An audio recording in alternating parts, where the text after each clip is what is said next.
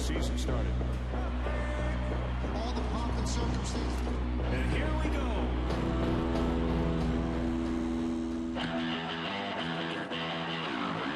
Promise. Potential. Fresh air. Fresh start. It's finally here. This has got a chance. It is gone. It's not just the next pitch you gotta wait for. There's also the next season. But man, when it arrives, the possibilities are endless. The look on his face says, I can hardly believe it. Did he catch it? Oh, he did! One of the most remarkable, improbable baseball games you will ever see. It's been a while. And the Giants have won the World Series. The baseball is so worth the wait. Welcome to opening night on ESPN.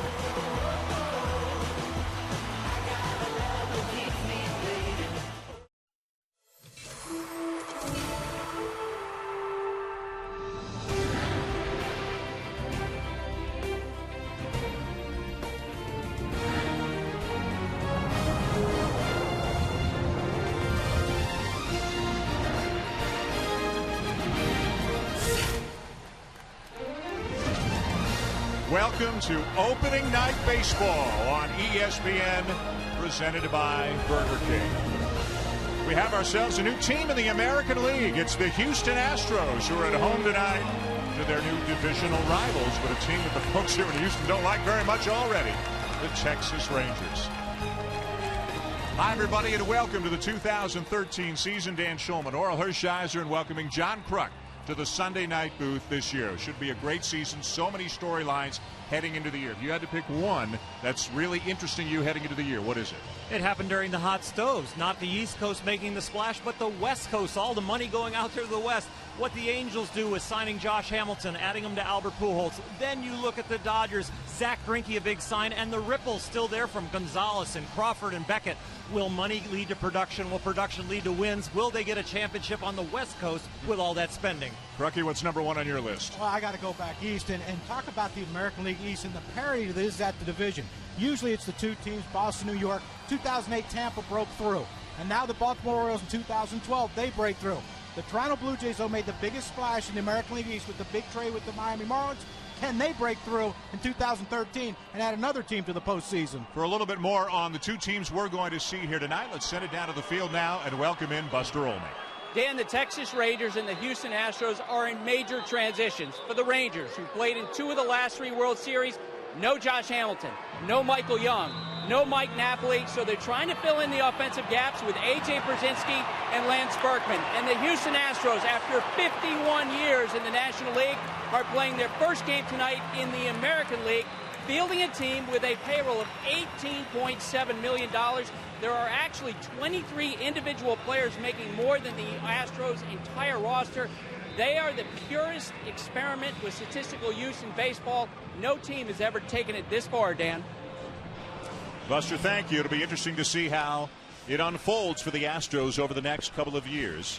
This is a team, expectations are low, lost over 100 games each of the last 2 years. Here is their opening day starter, but the highest paid player on the whole team at $3 million. Total payroll is about $20 million. Bud Norris, who was terrific at home last year. Yeah, look at those home numbers, 4-1 at home, 3-12 on the road. The ERA, huge differential. Talking to Bud yesterday, the biggest difference for him was the concentration and focus, avoiding the left field wall here in Houston. And on the road, some of those little nagging injuries would creep up, and he thought that's what made his ERA get so high. For the Texas Rangers, who have made the postseason each of the last 3 years, Ron Washington is excited about the team that he's going to put on the field in 2013. There have been some notable changes, but Wash likes what he's got and feels good about the Rangers' prospects heading into the season. As you know, Josh Hamilton, Michael Young, Mike Napoli now playing elsewhere. So who have they brought in to help supply some offense? Well, one of the guys is somebody very familiar to Houston fans. Lance Berkman, who played so many years here as an Astro and is one of the best switch hitters in baseball history. If the knee is healthy, you know he can still swing the bat. And a holdover in Adrian Beltre, one of the very best third basemen offensively and defensively in Major League Baseball. Another new name down there in the 7th spot, A.J. Pierzynski, so many years for the White Sox. But he is new to the Rangers as well, coming off a season with a career high 27 home runs. Defensively for the Houston Astros, Matt Dominguez at third. Ronnie Cedeno just picked up last week is at short. Jose Altuve, their all-star last year, at second. Brett Wallace at first, and Jason Castro is behind the plate. Left to right in the outfield, Chris Carter, Justin Maxwell, and Brandon Barnes. A big crowd, an enthusiastic crowd too, which took a lot of pleasure in booing every Texas Ranger name that they could hear before the game during the introductions.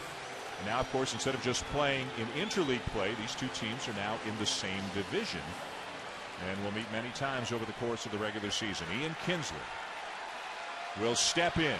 It is time for baseball here in 2013. Bud Norris will throw the first pitch of the year.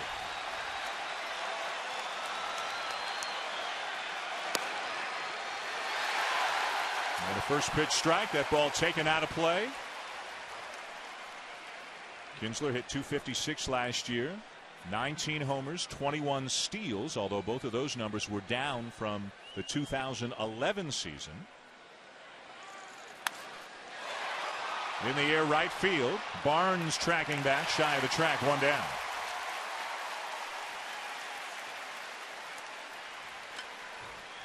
Ian Kinsler over the last 2 seasons has homered on opening day. He'll have a few more at bats today to triplicate that. Triplicate that? I don't know. It's early in the 2013 Triplicate season. that. Wow. Here's Elvis Andrus, the shortstop. He's throwing that out in the first inning already. It's going to be a long year, eh, Crucky? Triplicate. We're in way over our heads. I didn't know I had to be smart to do this. Andrus hit .286 last year. 5th year in the big league, still just 24 years of age. And the fastball rides up and in from Norris for ball one. They are in on the corners. Andrus is known to drop a bunt down. He'll hit a lot of choppers, get a lot of infield hits, so the Astros playing accordingly. There's the slider, and Andrus couldn't check the swing. And Orel, that's the go-to pitch for Bud Norris. Yeah, he's really a two-pitch pitcher on the mound with the fastball, a four-seamer. He likes to try and keep it down and then ride it up. And then his slider, and the key to his success is when he can throw it for a strike and then also throw it for a ball like that last one. Has been tougher on righties than lefties in his career, as you would imagine with that slider. And he's got that outside corner with the knees measured pretty early as well. It must be a tight slider too, because a 1-0 count, when you're a hitter 1-0, you're not looking for any breaking ball, and you can tell Andrus was fooled with a check swing. Let's see if he goes back to it now out in front of 1-2. He does, but he bounces it in. 2 balls and 2 strikes.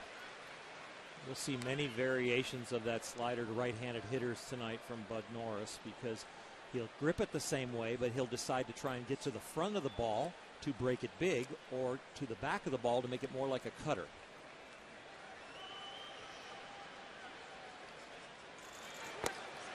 Swing and a miss, 2 down.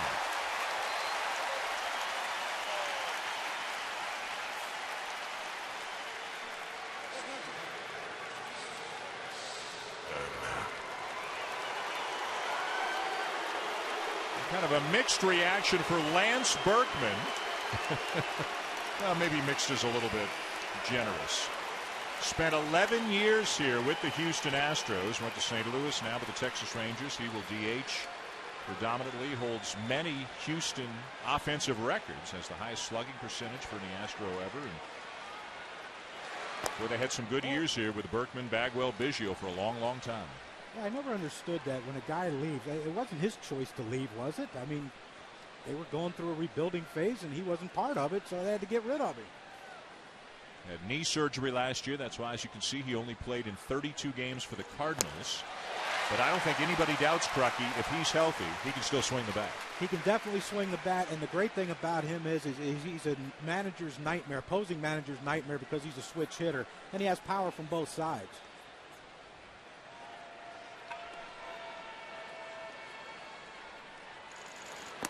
high with a fastball, 2-1. I really think that Lance Berkman is also very tough to defend, because if you overshift like the Astros are right here a little bit, he's very good at controlling the bat and working the pitcher to a place where he can get it to an open hole.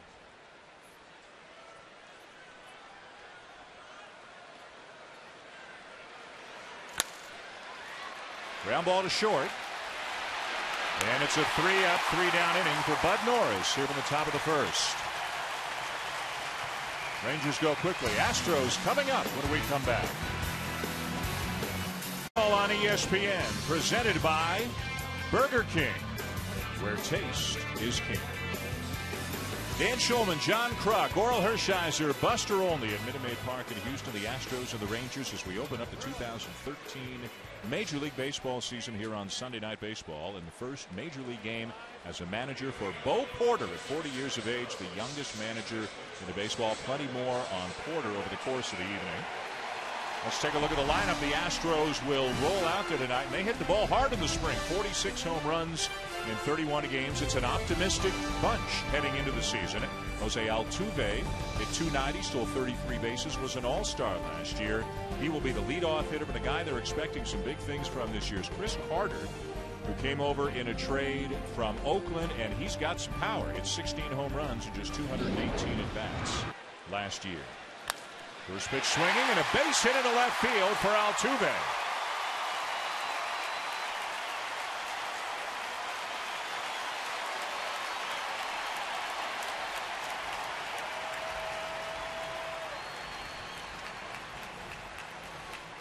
So Matt Harrison throws one pitch, his first pitch of the season, Oral, and it winds up a base hit.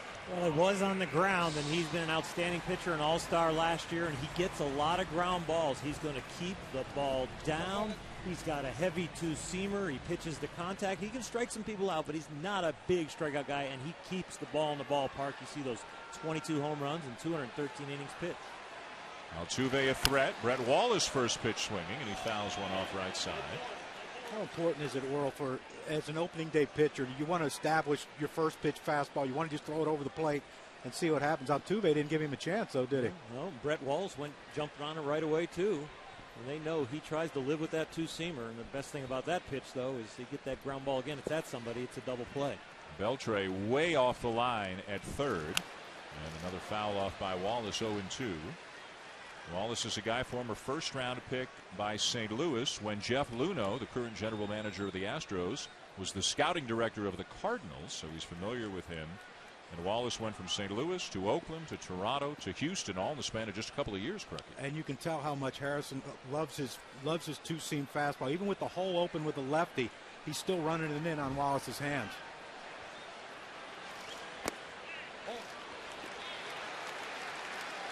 Ron Washington telling us he really had two good options for opening day between Matt Harrison and Yu Darvish. But he said Harrison led the team in wins last year with 18. He also felt Harrison was the most consistent pitcher that the Rangers had last year, so he deserved to get the opening day start. 2-2, and the runner is breaking. Throw down. Got him.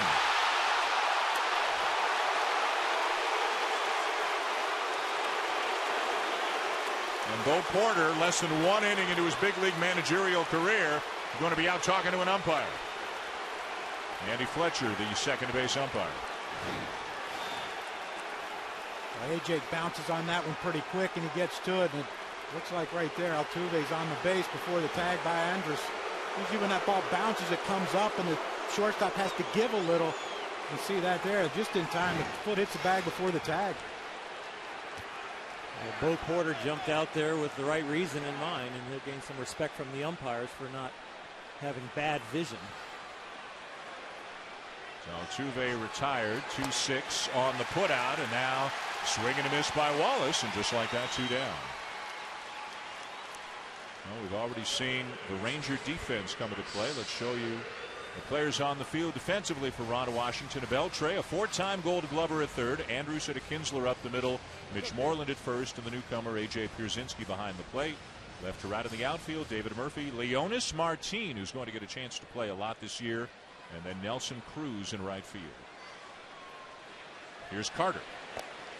And a a breaking ball in for a strike, 0-1. It's a young man you haven't heard much about, but he's going to hit some home runs and hit them a long way. In batting practice, John, it's some of the most power I have seen for a guy that really doesn't shift his weight at all. Just strong torque and hands. Yeah, he's got great hips, too. Them hips fly out, and when he catches on out front, it goes. 3 pitches and gone, and the inning is over. No runs, a base hit, nobody left. Scoreless at the end of 1 on opening night. Baseball on ESPN from Minute Maid Park in Houston. The Astros playing their first ever game in the American League after spending 51 seasons in the National League. Bud Norris getting the Rangers in order in the first. He'll face Adrian Beltre, David Murphy, and Nelson Cruz here in the top of the second.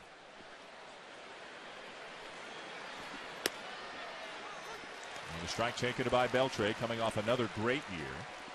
321, 36 homers, 102 RBIs, and a Gold Glove.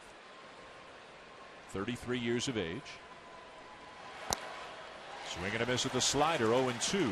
And Oral, that one was more 12-6 as opposed to 2-8. He's got a small one, he's got a big sweeper, and then he's got that one, if he stays on it real well, that's straight down. And that's the one that's the key to the outing, that he can throw for a strike. It almost acts like a split finger when it goes straight down. Line to third, 1 down. Now, the Texas Rangers, of course, have been one of the most successful teams in baseball in recent years. They have advanced to the postseason 3 years in a row, made it all the way to the World Series in 2010, lost to the Giants, got within a strike of winning the World Series on 2 occasions in 2011, lost to the Cardinals, and then blew the American League West Division lead late in the last week of the year. Last year, lost the wild card game to Baltimore. So they've averaged 93 wins a year the last 3. They've been to the playoffs all 3. They have not won the World Series, although they've been there twice. David Murphy steps in. Ron Washington is very confident. Crucky, let me start with you. Are the Rangers still the team that they've been? Are they still a threat to go the distance? I think they are because of their starting pitching. I really believe Derek Holland's going to have a big year. I think he's one of those guys that's been an enigma where he throws like he did in the World Series. He pitched a great game in the 2011 World Series, and then he struggles in the regular season. But I think he's going to turn around. And I like the team they have now. I like the speed in the outfield. The defense now in the outfield is better, I think. Even though Josh Hampton's a great player, but Martine's probably going to cover more ground than Josh. And Gentry's a really good their 4th outfielder. I think they're going in a different direction. They're not going to be the big 3-run homer, but I think they're going to pitch and defend better. And I think their offense might be fine. The key to the offense for me is the health of A.J. Pierzynski and the health of Lance Berkman, and then an upside year from Ian Kinsler, who had a down year last year. I think they can make up the production if those guys can produce and stay in the lineup. A strike taken by Murphy, 3-1. You mentioned, Crucky, Josh Hamilton. You can't talk about the Rangers without talking about Hamilton. Not only not being in Texas, but he goes to a divisional rival, the Angels, and we'll see the Rangers hosting the Angels a week from tonight on Sunday Night Baseball. So they bring in Berkman and they bring in Pierzynski, but they lose a guy who year after year was among the top hitters in the American League. Leonis Martin will be out in center field, as will Craig Gentry. They're different kinds of players. They hit for average. They're defenders. They've got speed. They certainly don't have the power that Josh Hamilton does. What kind of an adjustment is that for this Texas team and in the clubhouse as well? Well, I think in the clubhouse they're going to miss Michael Young the most. They're not going to miss Josh in the clubhouse. They're going to miss his production on the field. I think, to me, what has to happen when you lose a guy with that hits 40 homers, drive ins 120 runs, and hits 300 every year, is other guys have to pick their game up. Nelson Cruz has to be better. He has to be a lot better than he was last year. This guy right here, Murphy, given enough playing time, I think he could be a 20-25 homer guy. I really do. But that's what has to happen. Lance and A.J. have to be themselves, but Cruz has to be the guy that picks it up. Check swing, and Murphy draws the walk. Time now to take a look at some new faces and new places, brought to you by Denny's. And these are players who have left the Texas Rangers. We mentioned Josh Hamilton. You mentioned Michael Young. Mike Napoli, big power behind the plate. And a couple of pretty important relievers. And Mike Adams and Koji Uehara. They bring in Berkman and Pierzynski. Joaquim Soria, who is injured right now, but should be back, they hope, by the 1st of June. And they led the majors in offense last year, almost 5 runs per game. Nelson Cruz steps in and bounces one foul up the third baseline. Cruz, like Kinsler, his numbers took a step back last year from where they had been in 2011. And he really slacked off as far as hitting with runners in scoring position, expanded his strike zone a lot last year, and really didn't get those easy RBIs when they were out there for the picking. And he needs to be able to be a productive hitter in key situations, not just when he hits the blast. How far Matt Dominguez is away from the third baseline, and Bud Norris threw first pitch slider. Cruz gets out in front and hooks it down the line. I mean, if that ball stays fair, it's if he catches it, it's an infield hit. I didn't know Nelson Cruz was that big an opposite field hitter, because the outfield's playing him to pull with Maxwell in center, you know, over into left center field. Yep, second baseman shading up the middle. Now, Orel, as a pitcher, if you saw this, if you didn't approve of it, what would you do? Would you make eye contact with Dominguez? Well, I would usually go over it with the defensive report of where they think they're going to play, and if I saw some overshifts that I didn't agree with, and really not about where they're going to hit the ball, but don't take pitch selection away from me. Meaning, if I've got my third baseman that far off the line, as they do with Dominguez, that does take away my slow slider, my slow curveball, even my changeup, that I could give up a hit and a double that used to have been a routine out. Oh, Bud Norris right there just threw another breaking ball that stayed middle in. That if it's, you know, down a little bit, he hits it hard. Runner goes, pitch taken high, throw down, and out at second is Murphy.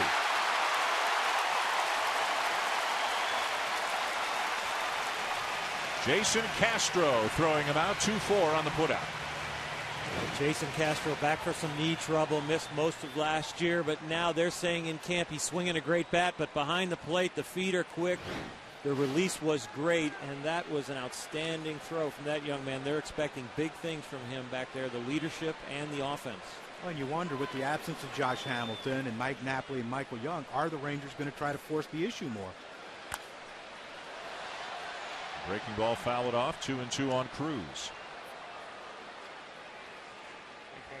It looked like Ron Washington just going with an aggressive style play, because you still have two boppers right here, and Cruz and Przinsky coming up. Przinsky in the hole on deck. I mean, having 27 home runs last year, his best production as far as the home run is concerned.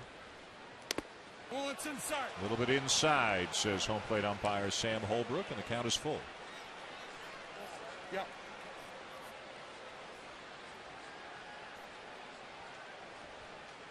Norris making his first opening day start. Last year's 7-13, 4.65 ERA.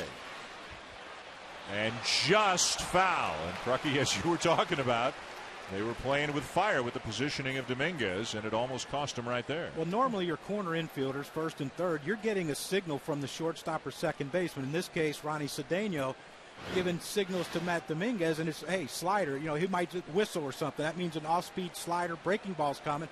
You know, Dominguez might shift another step or two. And especially with 2 outs, you don't want to give up a 2-out double. Give him the routine single to left in the other hole, but don't give him a double with 2 outs and put somebody in scoring position.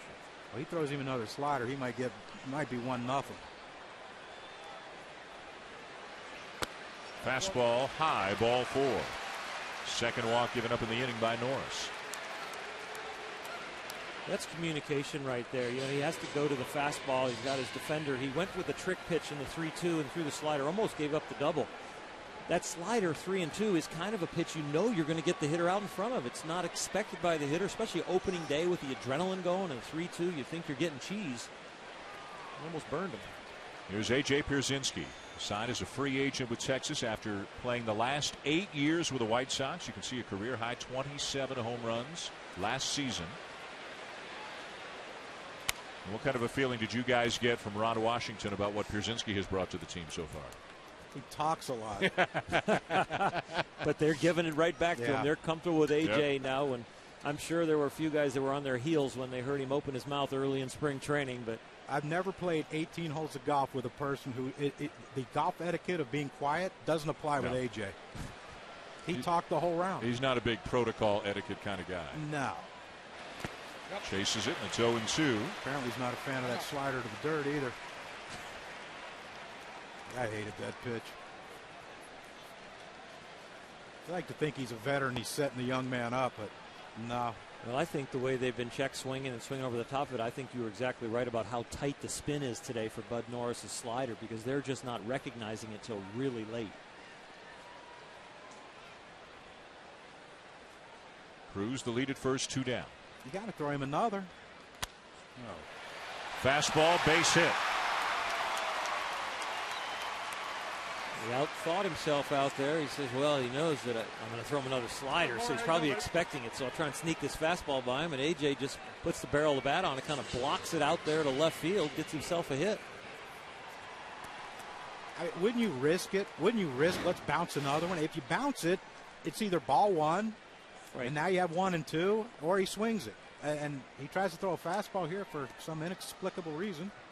Well, he made a mistake with it because he got too much of the plate and not high enough. If he's going to throw it there, go ahead and throw it as a setup pitch and go up the ladder a little higher. You can't trick A.J. He's not thinking with you? Nope. There's not a whole lot of thought process goes into his hitting. Here's Mitch Moreland, the first baseman. Had a great spring for the Rangers, coming off a year in which he hit 15 home runs, drove in 50. 2 on with 2 outs here in the top of the second.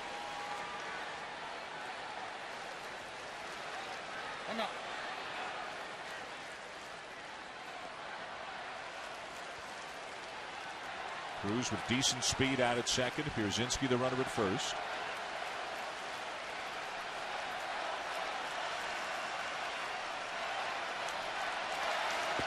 Slider in the dirt, blocked by Castro. I'm out.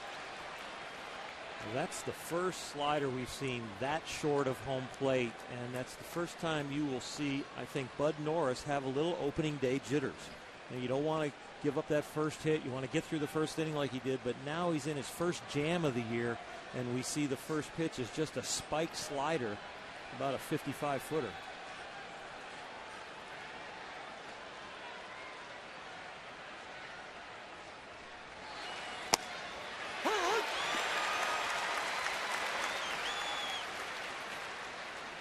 Not a big fan of Cedeno at short, deking back the runner with 2 out. I want to keep my infielders in a place where we're just going to get an out. And don't worry about somebody stealing third here. If he gets too far off, let Bud Norris step off, but don't get out of position and leave some holes open in the infield. And especially with a fastball away. I mean, he had that whole hole to hit through. Moreland did.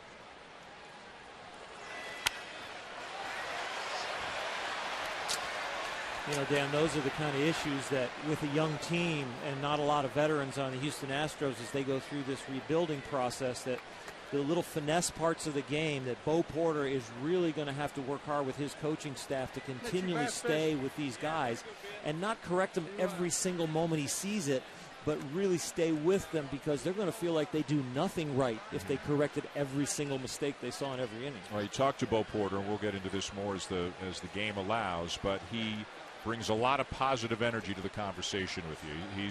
He almost has kind of a football exuberance to him, and he used to play some football. He was a 40th round pick in baseball, played parts of 3 seasons in the big leagues. Nothing came easily. He had to work for everything he's gotten. Very highly thought of as a coach. And he is telling his players, ignore the noise. That's their motto. Don't pay attention to what other people say this team can't do. He says, go out and compete, try to win every game, and let's see what happens. And he says, and this is his quote, that they have drilled that into the players from day 1 of spring training, that get rid of the outside noise and just focus on competing every day on the field. And part of that outside noise is he doesn't want the term rebuilding brought into the process. That tells you that we're not, it tells your guys we're not going to be very good because we're trying to figure something out here. He doesn't want that to enter into their thought process as they're playing a game. 2-2.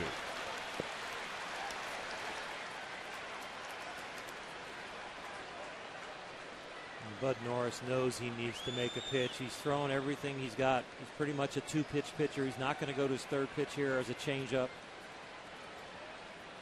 He fought off his slider. He hasn't been able to sneak the fastball by him. He knows he's got to make a good one.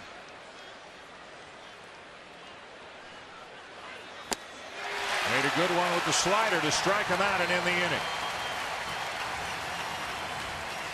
So the Rangers leave a couple on. As we mentioned, ignore the noise is the motto for the Astros. They get the Rangers out in the second. New league for the Astros and new look as well, as they have modernized, changed their logo, their jerseys.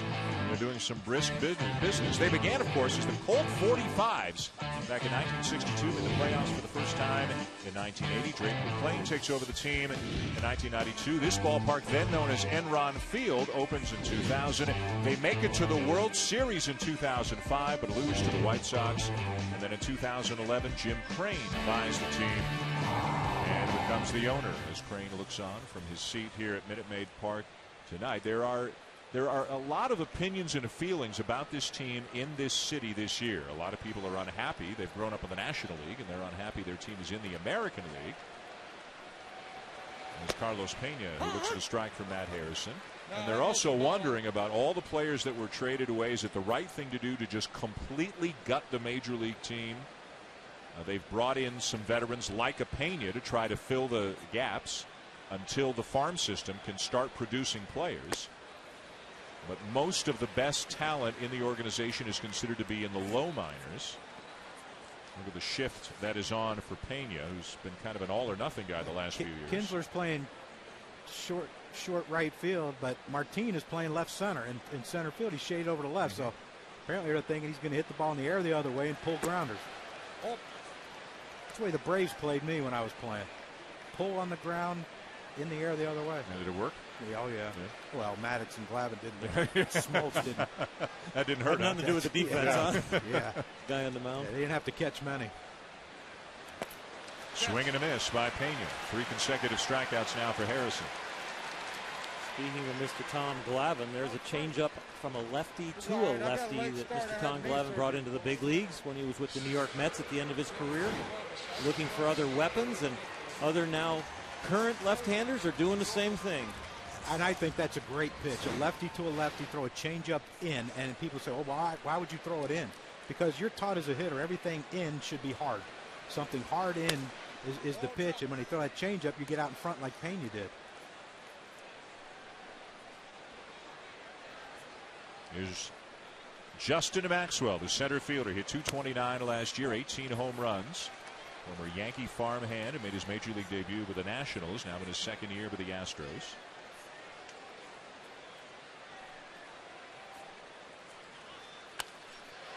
Line to third and speared by Beltre for the second out. What a surprise. Adrian caught it. He is so good down there. You're going to get some arguments down in Tampa about Evan Longoria, but to me, he's the best third baseman in all of baseball. Unbelievable reflexes, great throwing arm, flat-footed, throws a 92 to first. Yeah. He plays third base with his hands, where a lot of guys have to play with their feet, and it doesn't matter what position or where his weight transfer is. His throws are hard and accurate. And he has fun playing the game, as you can see right there. He really loves going out there and playing every day. He always has those little minor injuries at the beginning of spring training, but always seems to get healthy for opening day. How does that happen? I don't know. Here's Jason Castro, the Houston catcher. As Oral mentioned a little bit earlier, he's healthier now. He missed all of 2011 after knee surgery, and the knee was still a problem off and on last year.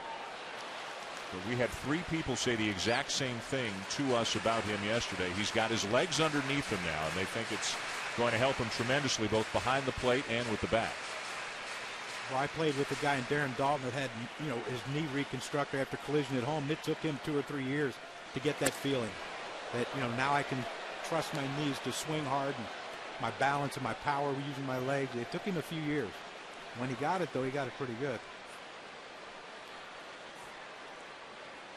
You can see Castro finished last season well, had a big spring as well, hitting for a lot of power, but comes up empty this time as Matt Harrison now has 4 strikeouts in his first 2 innings of work.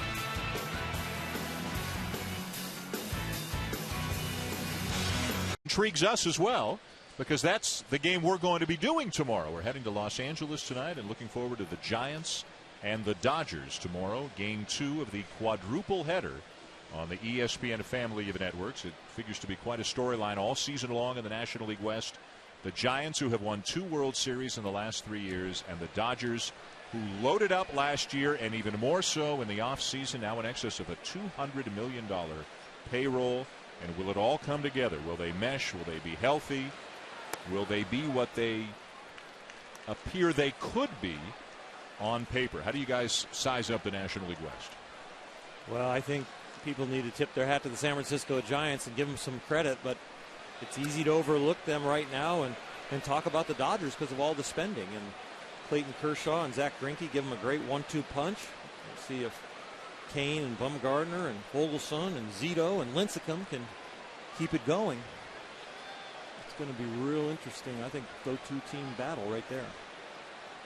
Leonis Martin leading off the third for the Rangers. Scoreless game and the pitch is high. Ball 3.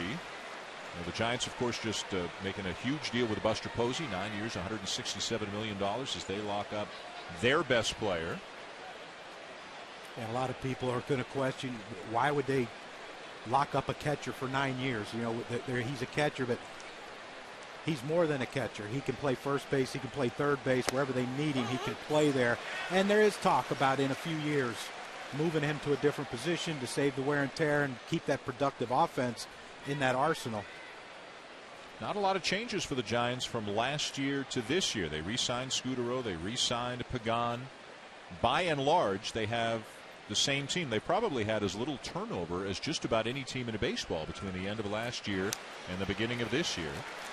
Some of the scouts talking around the league say that it might be an issue with Sergio Romo at the end, you know, only throwing about 88 and relying a lot on the slider. You know, he did a great job last year in the playoffs and the World Series, but some people think, you know, maybe they might need help at the end of their bullpen. I put my money on Sergio Romo. That slider's nasty. It is nasty. And he's got guts, and that goes a long way as a closer. Swing and a miss, and Martin is gone. 1 down. Well, if you like pitching matchups, you're going to like tomorrow's game from Dodger Stadium. It'll be Matt Cain and Clayton Kershaw. Kershaw, Cy Young Award winner 2 years ago, the runner-up last year, led the league in ERA each year.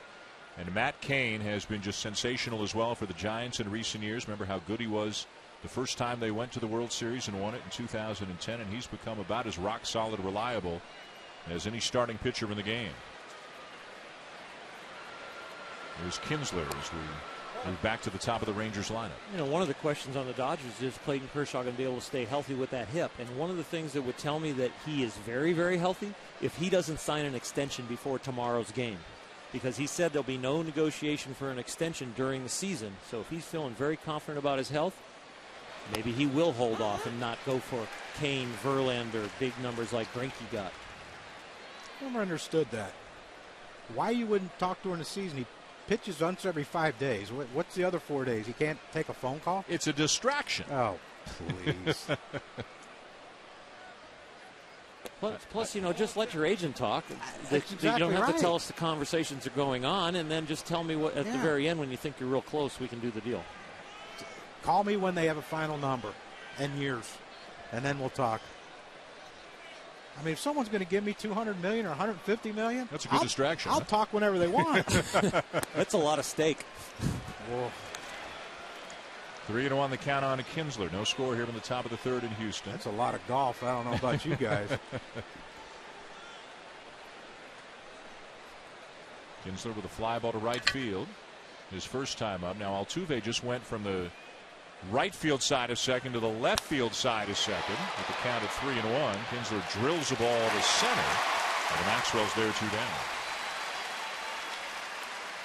Opening day baseball is on ESPN tomorrow, as Carl and Barry were talking about. It begins with the Red Sox and the Yankees at 1 o'clock Eastern time. It'll be John Lester for Boston and CC Sabathia for New York. And then, as mentioned, we'll have the defending World Series champion San Francisco Giants taking on their arch rivals, the Los Angeles Dodgers. Matt Cain, Clayton Kershaw, 4 Eastern, 1 Pacific on ESPN.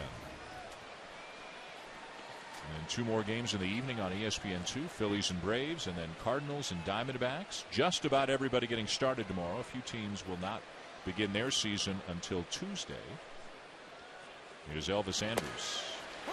And a strike over the outside edge from Norris. Elvis last year made a big step up in his offensive game. They're looking for him to make another stride. He had career highs in on-base percentage, average, RBIs, and he just continues to get stronger and more disciplined at the plate.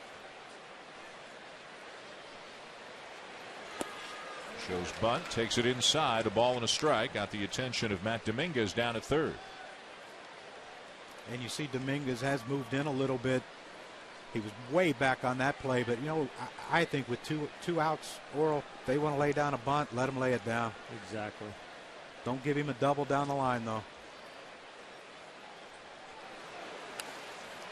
A lot of times in this situation, I would tell my third baseman, look, I got the bunt. And if he makes a good enough one that I can't get him out, then you know what? I'd rather have him stand at first, but I don't want him getting that double down the line. And 2 out doubles down the line, if you give up enough of them over the year, they're going to cost you quite a few runs.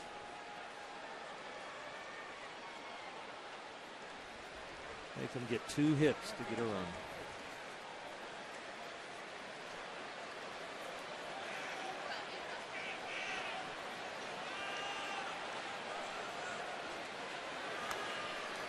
Fights off a high fastball. The count remains 1-2.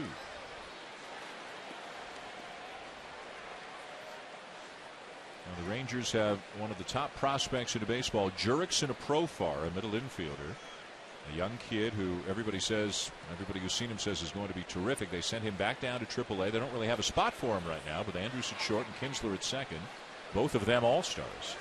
So the future will have to wait a little bit for Profar.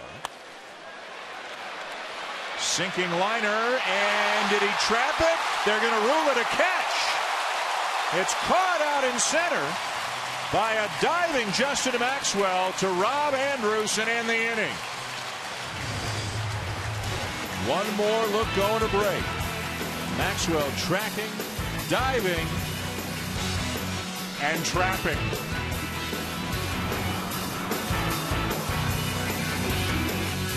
Welcome to opening night baseball on ESPN, presented by Burger King. Bottom of the third here in Houston with Oral Hershiser, John Kruk, Buster Olney. I'm Dan Schulman. Sunday night baseball here on ESPN as well as we get the 2013 season underway. You can join in on the conversation on Twitter with the hashtag opening night. And we are told, Crucky, you are trending. What's that mean? I think it means you get a raise. Hey! I don't talk during the season. Not on your throw day? No. I don't want to be a distraction to you yet. two. Not on Sunday. With not my on your day contract before. squabbles. Matt Dominguez, the third baseman.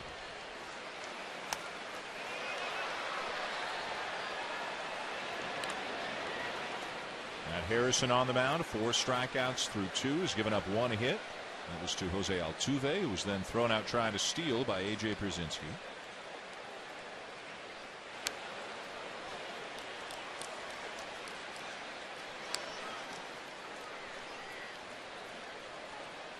I should say thrown out trying to advance, not technically not thrown out trying to steal, trying to advance. The pitch was in the dirt, and then Altuve went, and Pierzynski threw him out. So not technically thrown out trying to steal.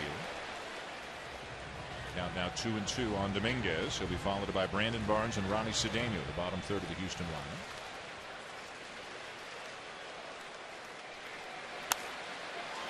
And a roller to short. 1 down.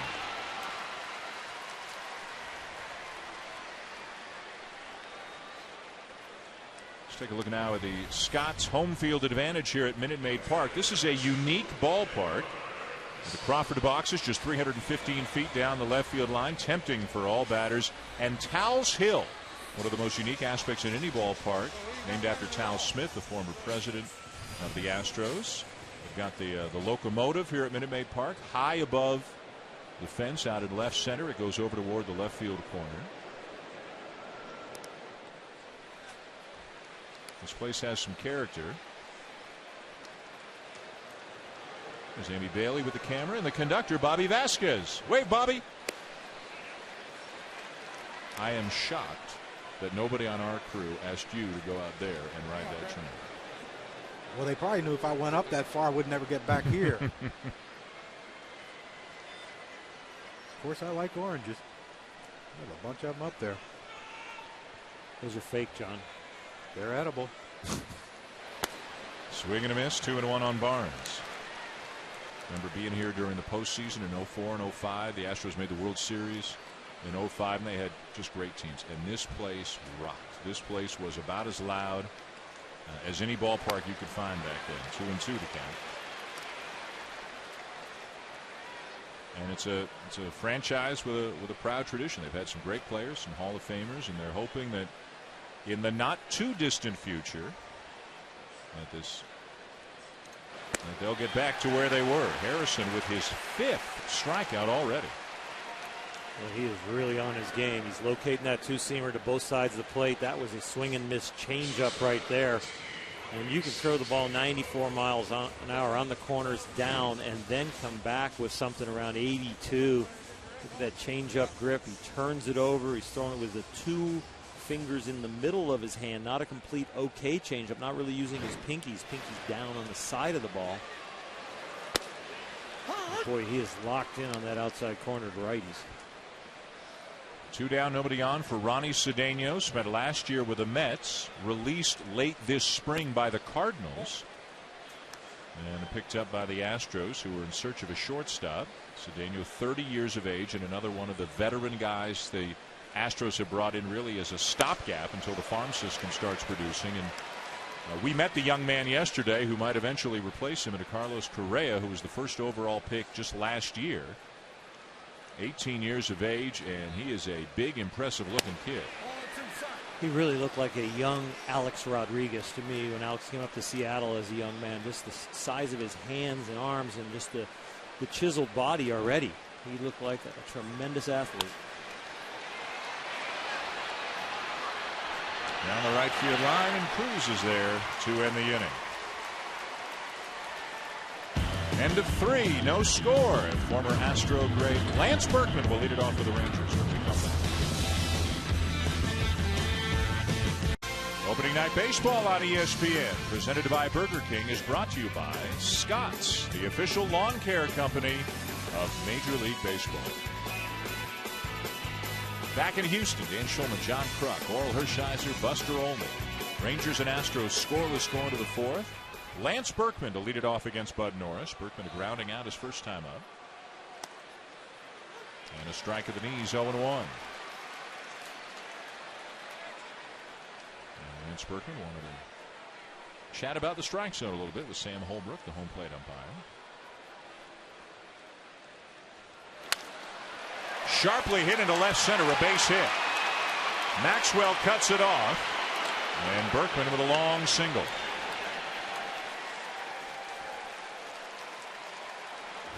Now Berkman is Texas through and through. Little leaguer in Austin. Then went to high school in New Braunfels, Texas. Was the National Player of the Year in 1997 right here in Houston, playing at Rice. Of course, was an Astro for 11 outstanding years from 1999 through 2010. One of the most feared hitters in baseball. And this year signs a one-year deal with the Rangers. Do you know, if you look at all switch hitters in baseball history, only Mickey Mantle has a higher slugging percentage among switch hitters than Lance Berkman. So he's higher than Eddie Murray. Higher than Eddie Murray. And Chipper? And Chipper. Pretty impressive. Huh? Very impressive. Yeah. That's what I don't think people understand. He's been a really good player for a long time. He flies under the radar, though, for some reason. Adrian Beltre with a high fly ball left field. Carter has room. You can never be sure in this ballpark when it goes to left field, because it's not that far away to hit it out of here into the Crawford boxes.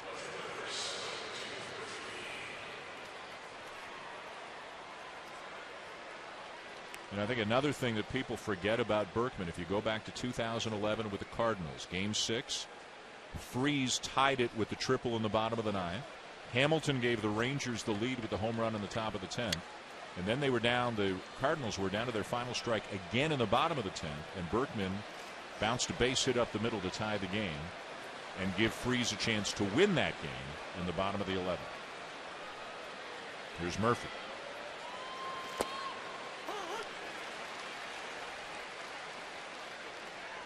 As you mentioned earlier, Crucky, he played a lot and played well last year. Hit over 300. And even though he's a left-handed batter, hit better against lefties. Hit 347 against lefties, and he might get even more playing time this year than he got last year.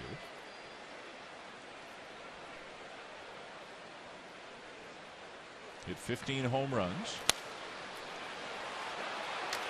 These guys really had to bide his time over the last few years, wait for that opportunity, wait for a chance to get more than about 400 at bats. He seems to be one of those guys the last 3 or 4 years that you know, he comes to spring training every year and they try to bring in guys to take his place. And every year, at some point in the season, he's getting a lot of playing time because the guy can hit. He might go first to third here with Berkman. Grounder in the hole. Not with that swing. The emergency hack, huh? Setting him up.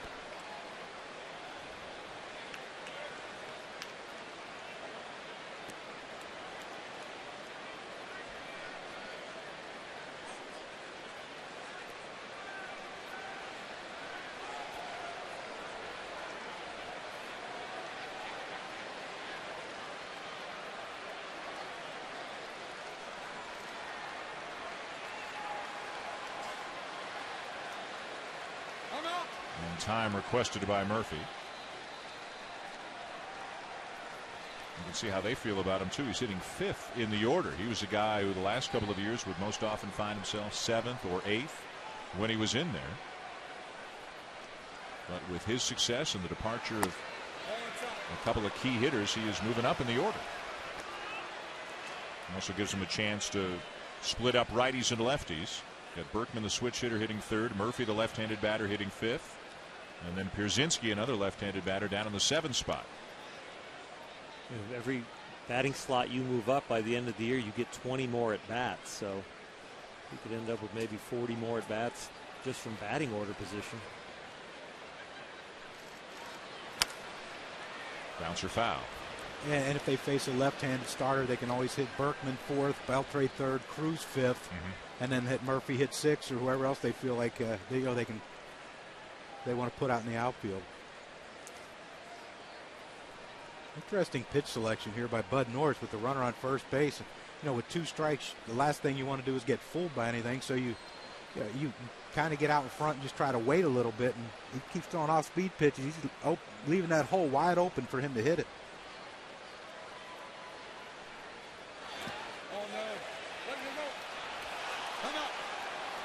Did a good job holding the swing up. That's that slider that Bud Norris has been throwing that the hitters have had a tough time recognizing. Murphy is the first one to really be able to hold up. I'm real surprised they were actually playing on the bag with Berkman down there at first. You could play slightly behind him. He had 2 stolen bases last year. That's true. That'll scare you. 2-2. Check swing on a fastball, full count. And he did a lot of speed work in the winter. Yeah. Any chance they start him? All jokes aside, any chance they start him? I do. I think with the way Murphy's taken the last couple pitches, he's seeing the ball. Yep. And I think they feel like he can put it in play no matter if it's a strike, he can put it in play. Ron Washington's been aggressive with all the base runners that have gotten on. They've gotten thrown out, but they have definitely been taking their chances so far and pushing the envelope. And it's early in the season, so he's relatively healthy. July, probably not.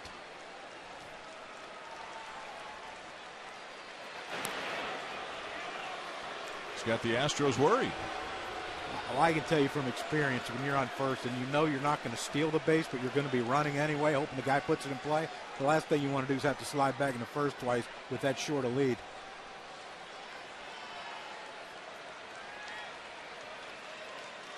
He's going. And Murphy with a fly ball to left field. 2 down. Berkman back to first. Nelson Cruz coming up now for Texas as we send it down to Buster. Guys, of course, Nelson Cruz was one of the players whose name appeared in the documents of that Miami PED clinic, along with Ryan Braun, Alex Rodriguez, and others.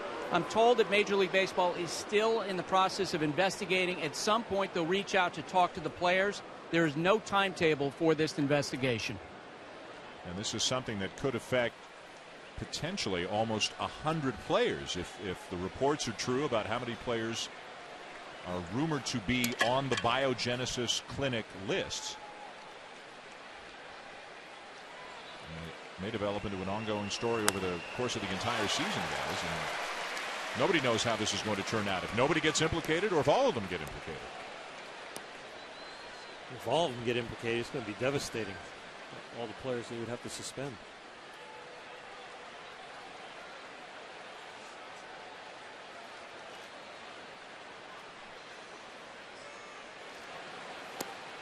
And 2.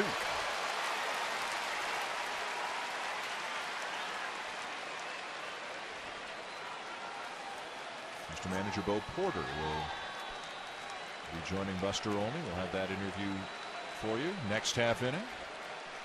We've seen Bud Norris try to sneak a fastball in after watching somebody look sick on a breaking ball. I think he needs to stay breaking ball low and away in the dirt.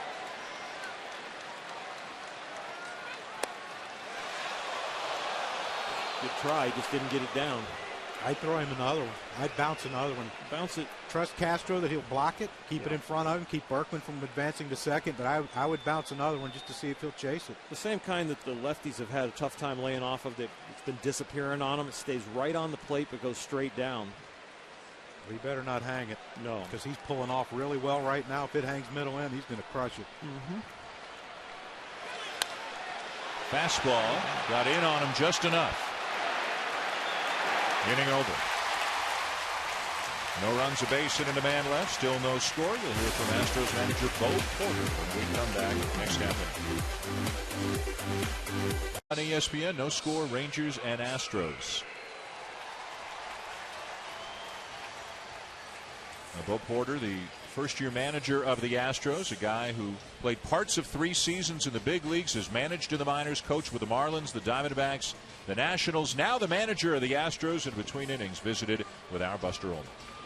So a long road for you to becoming a major league manager. What does this night mean to you?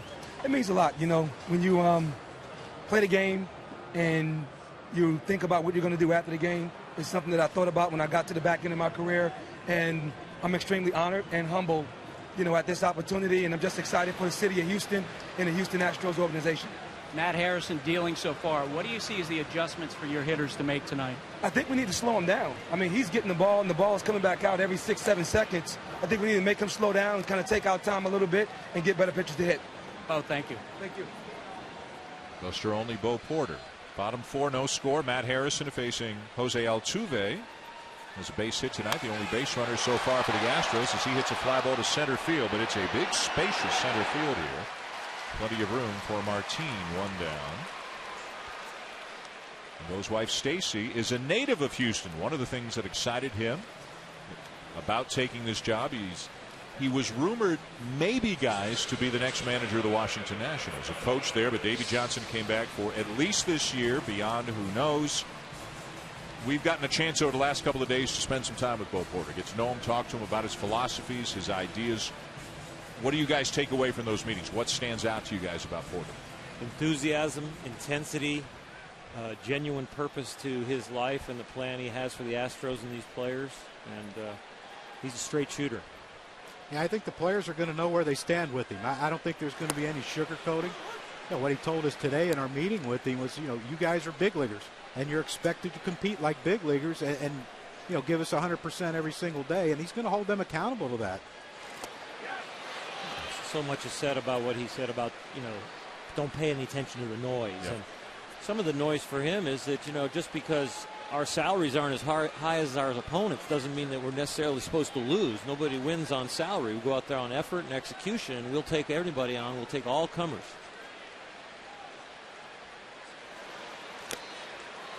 But Dan, it doesn't matter sometimes how much the manager motivates you if you don't have enough talent, and I think that's where they're going to end up this year, with not enough talent. But I think their major goal, unspoken goal, not something that Bo has said, but I would maybe kind of predict, would be the fact that they're just going to try and find out where their big leaguers are and what other holes they have so they can move forward this organization. An 0-2 pitch. Wallace bangs one up the middle for a base hit. Well, he talked to us about hoping that a year from now that they don't have as many jobs open in spring training, that more is settled, that he can learn from this year who can be part of the future, who can be part of the core, and who is not able to be part of the core. And this is another one of the sayings, and this one is Bo Porter's himself. The road to being a champion is always under construction. And there's Jeff Luhnow, the general manager of the Astros. And there's no doubt this is a team under construction. They don't like to use the term rebuilding around here, but this is a real fixer-upper right now with this team. They've traded off almost every recognizable name. They're trying to build from within. There's Craig Biggio, one of the all-time Astro greats, and an special assistant to the GM here in Houston. Looks like he can still play, doesn't too. he? Yeah. Wow. Narrowly missed going into the Hall of Fame this year. Probably, you would imagine, we'll get there next year. Some of us let ourselves go after we retired, and apparently he decided to stay in shape. Sickening. Special assistant to the general manager and doing some coaching for his son's baseball team. 0-2 to Carter. Moreland over near the seats, won't have a play. And Bo Porter says he's not going to measure success this year by wins and losses. It's about the process. It's about the growth as a team and as an organization.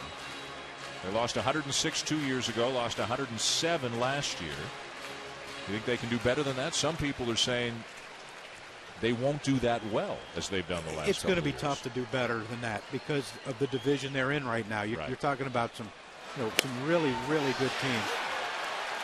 Moving to the American League West, joining the likes of the Angels, the Rangers, of course, the defending division champs in the A's, and a Seattle team that brought in a lot of offense in the offseason, and they look like they're improved.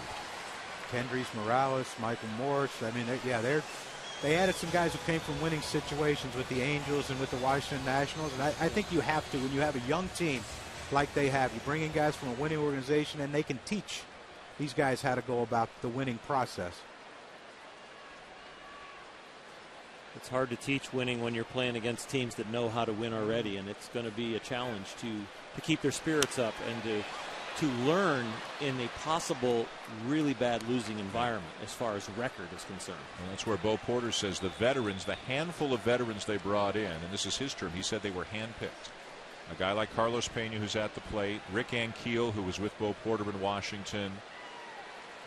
They wanted some veterans who could help get the younger kids through the tough times. Well, and to not have any divisive veterans that we're going to be on the same page and back the manager and his voice. Because the worst thing you can do is bring in veterans that maybe lose interest because of the growth and the quote-unquote construction. And then all of a sudden your voice from the manager's office doesn't ring as true because there can be some cancers in the locker room. The last thing young players need to hear is grumbling from a veteran about how terrible our team is. But believe me, I've been a part of that. It's real hard to get them out early for early BP or to work on PFP or to have infield practice, and you can get them out there because you have the authority, but to get them to concentrate and to continue to learn and grow, it's harder if the veterans don't back you. Base hit through the left side. Wallace, big turn. And we'll head back to second. They had the shift on for Pena, and he hit it through the open side of the infield. Watching him in batting practice today, he hit a couple balls way deep into the seats in left field. One off the wall out there and over the Crawford boxes. I think he's making a conscious effort to hit the ball the other way, and especially lefty-lefty. You know, I know as a left-handed hitter, if I could hit the ball the other way against a lefty, it was a great weapon. And Tony Gwynn taught me that early. Try to hit lefties the other way. Carlos Pena has to figure out a way to hit the ball more the other way to take that shift away from him. And I hear this stuff all the time. Oh, we'd rather give him a single to left and let him pull it to right. Okay, how many men are on base when you're giving him that single to left? There it didn't hurt you yet because Wallace didn't go to third base, but I mean, I don't want to give a hit to anyone anyway, a free hit. So now 2 men on with 2 outs. No score in the bottom of the fourth. And here's Justin Maxwell lined out to third his first time up. Maxwell struggled in the spring to swing the bat. As he takes down and away ball one. 29 years of age, as we mentioned, a few years with the Nationals, up and down between the majors and AAA. 6'5", 220. We'll pitch him careful with a lefty on deck. To left field and deep. Off the top of the wall, stays in play. 2 runs are home. Maxwell's on his way to third, and it's 2-0 Astros.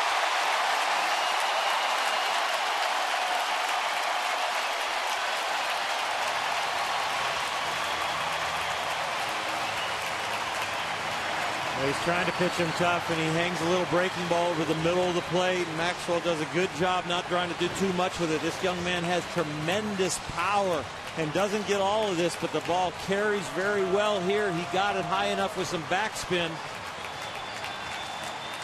Murphy leaped, but he has no chance. This ball hit the top edge there. The umpires are going to gather and think about what it did, but remember, you got to get up over the yellow line out there in left field, not just the edge of the numbers on the scoreboard.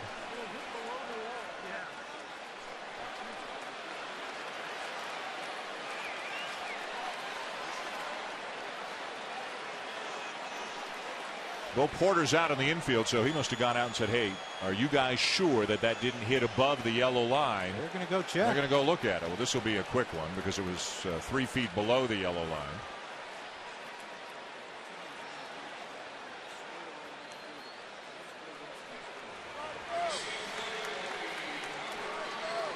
So it's going to be under review, but clearly not a home run.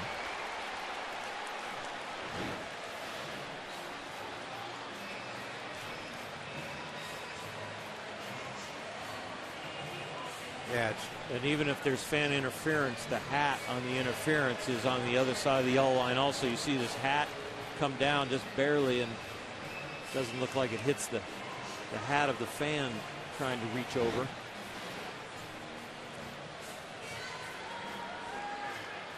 Either way, though, a big at bat for Justin Maxwell here on opening night. A 2-run triple to give the Astros the lead in the bottom of the 4th. Matt Harrison will take the opportunity to throw some warm-up pitches to stay loose while the review is going on.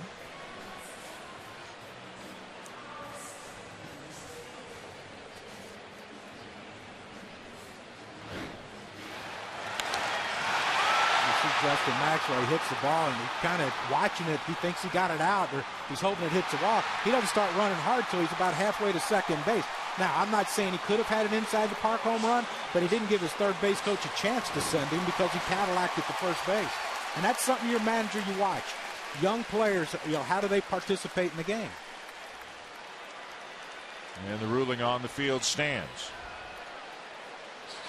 Hey, I don't know if Maxwell would have gotten inside the park home run, but you got to give your third base coach a chance. And if he ran hard to first, who knows? Because he got into third easily. Then you had the little bobble out there and left. Well, and you have a lefty-lefty matchup here, and he overmatched Castro his last at bat with the strikeout. So you got to think maybe I'd take a chance and send him. Castro striking out his first time up. 2-0 Houston in the bottom of the 4th. Infielders playing him to pull. Beltre way off the line at third. Outfielders playing him to hit the ball the other way. A big gap down the right field line for Castro. This is the defense that Crucky was talking about before. You see it more and more often with left-handed batters, that they'll pull the ball on the ground, but they'll hit the ball the other way in the air.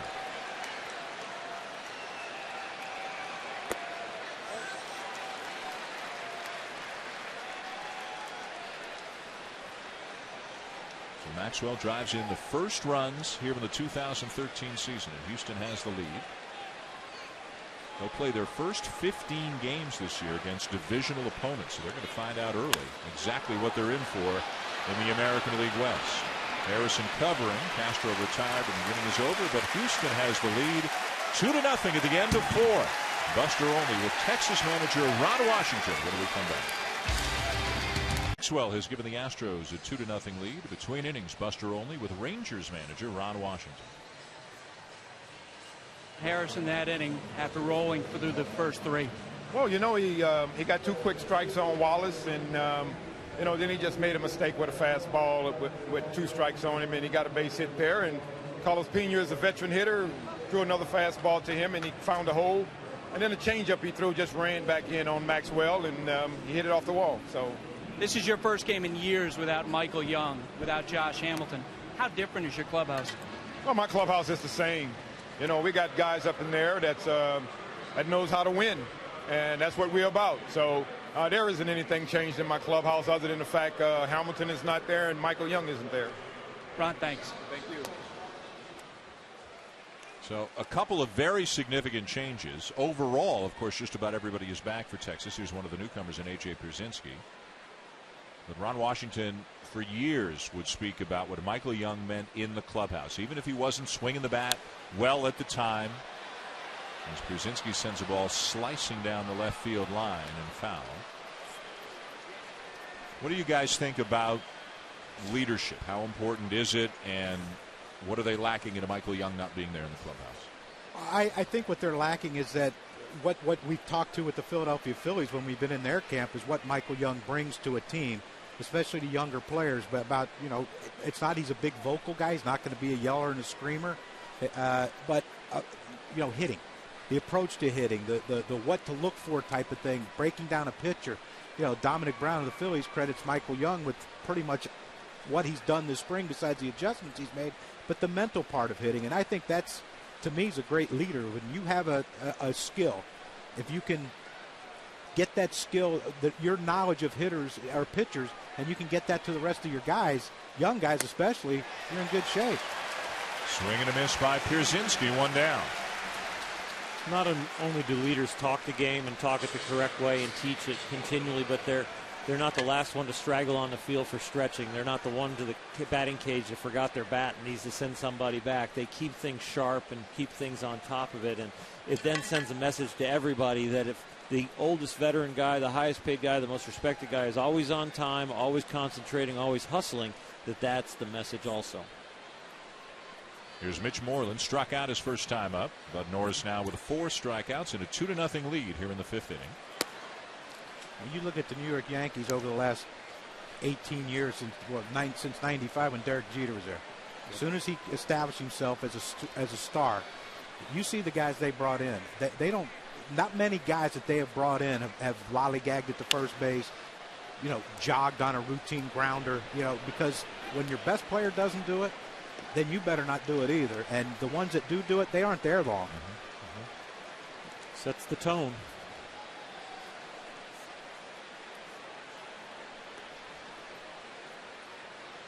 Infielders playing Moreland to pull. Outfielders basically straight away.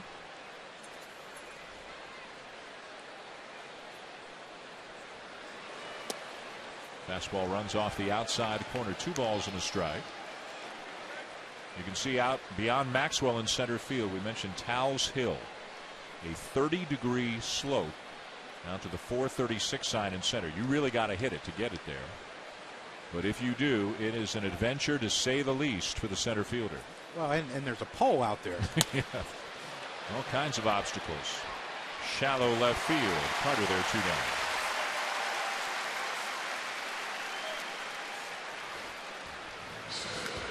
Here's back in 2002, Lance Berkman up on the hill, makes the catch. Playing center field back in the day, twisting and turning and stumbling, but he makes the catch.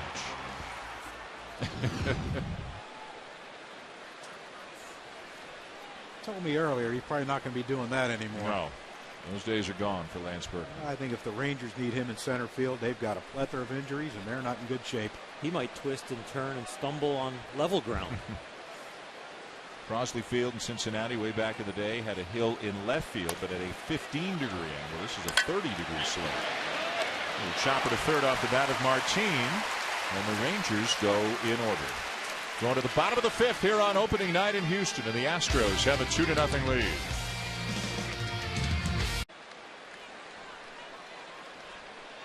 Bottom 5, 2-0 Astros. Matt Dominguez leading it off against Matt Harrison. Dominguez, the third baseman, 284 in limited at bats last year with the Astros. You just saw his AAA numbers. A lot of guys on this team split last year between the minors and the majors. won themselves a job here this spring. More for his glove than his bat.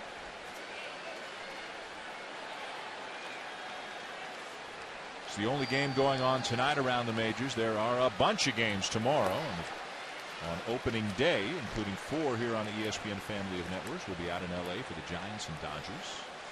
It's not a cushy job, John. We got to go on a plane tonight, get there for a day game, not that studio thing anymore.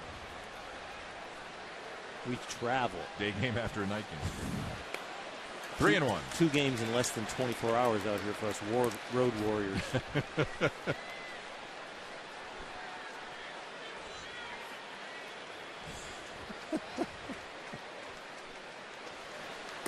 I can't even begin to say what I want to say. I thought I shut him up without getting fired.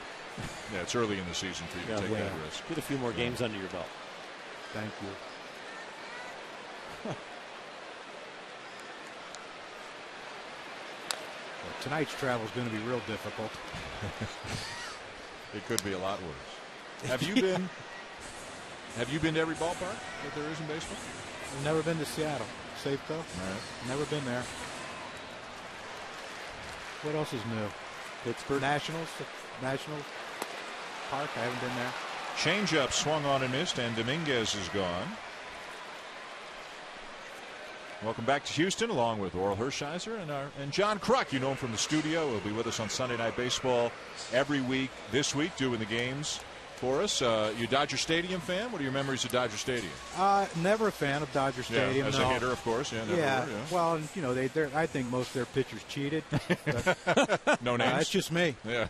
No, I'm not going to mention any names. No, I didn't. No names mentioned. No. But no. How you doing, Oral? Yeah, you still hit over 300 against him in your career. Yeah. Well, apparently I hit the good side of the ball. He was going to say the dry side. Well, you'll be. I went. You know, my first game in the major leagues was at Dodger Stadium. Oh, really? And they put me in as a pinch runner. That's how bad we were as a Padre team. Tough times. I was a pinch runner in like the 9th inning, I think. They put me in. Gary Templeton was on third. They said, second pitch for Fernando, you're going to steal, hit and run. You know, Templeton's going to hopefully put the ball in play. You're going to score a run and all that stuff. And I took off, and the hitter didn't swing, and it was right down the middle. And I got tagged out, and everyone thought I blew the game. Doesn't feel real good. Wow, I was scared to death, too. So that opening day, when you guys think of maybe not your first opening day, but just what does opening day mean to you guys? What does it mean to you guys as players? Well, it's a really exciting day, but as a starting pitcher, I did not like pitching on opening day. It's just so much pageantry and could be delays with all the festivities before the game. So really like to be meticulous about their preparation. But I remember the worst one I had was the Marlins inaugural game. I got killed. Charlie Huff throwing the knuckleball out there, butterflies for the Marlins. They won their opening day. And the worst part was the next day I had to sign all the memorabilia as a loser. How many opening days did you start? I'll bet you probably only 3 or 4. Really? Yeah. Because I didn't like him. I told him, I'll take game 2. And I wasn't really up there. We had Fernando. We had a lot of guys that could have had a choice at who you're going to start opening day. 88, I assume you did. I think I might have. 89, you definitely did, coming off 88. You know what? 89, I didn't pitch till the 3rd or 4th. Oh, really? Base hit into right field. Booted out there. And coming around from first to score is Barnes, heading to third. Cedeno, 3-0 Astros.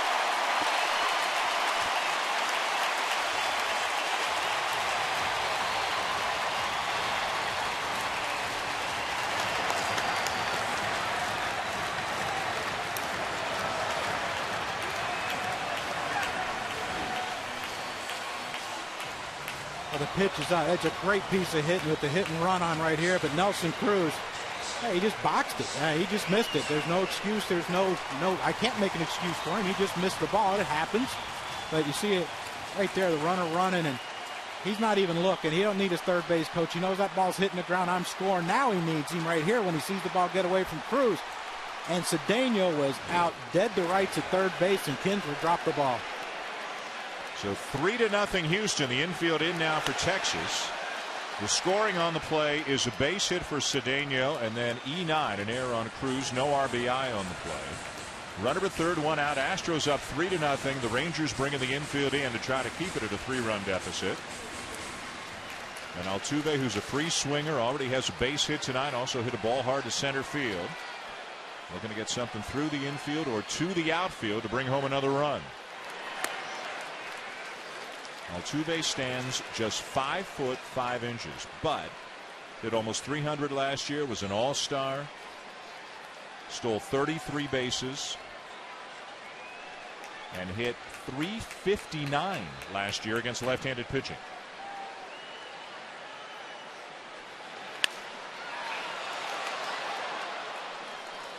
Well, Harrison's trying to get the ground ball, and Worrell, you talked about his two-seamer acting like a sinker ball, but he's getting the ball up right here in the situation where you need a ground ball. Yeah, he wants the pop-up or the ground ball, and really the inning when he got in trouble with Dominguez hitting the long fly ball to left is when he was trying to trick somebody. If he just stuck with that hard stuff down, he was really dominating the Astro lineup. Line drive, base hit, right center field, 4-0 Astros.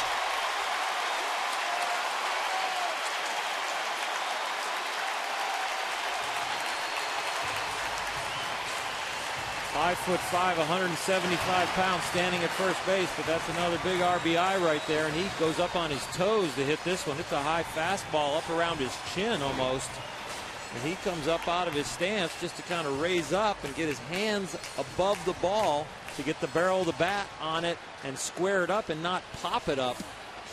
You get your hands above the ball because the bat's going to end up below your hands. You still got a chance to hit a line drive. If your hands are below the ball, you're going to pop that up. And if I'm Altuve right here, I'm going first pitch. Things are happening right now. Matt Harrison's head spin. He might not pay attention. I'm taking off and trying to create another run with your legs. Yeah, Matt Harrison only given up one stolen base in his last 37 regular season starts, so he's real good at quick stepping. But if you go first move, you can get on anybody. I'm running. 4-0. Press it, man.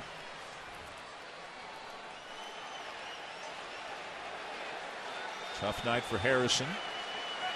Still just one out of the inning. Wallace is the batter. We heard you, John. You need to talk lower. Wallace is a guy they put in the 2 spot in part with the speed of Altuve. They think Wallace is going to see more fastballs hitting in this spot, and that'll help him out. A guy who was thought to be a big power hitter when he came up, but really has been more of a line drive gap-to-gap hitter, but they feel they've tinkered with his swing. There's Derek Lowe now up in the Texas pen. We watched for some action right here, Dan. Left on left, they might go hit and run.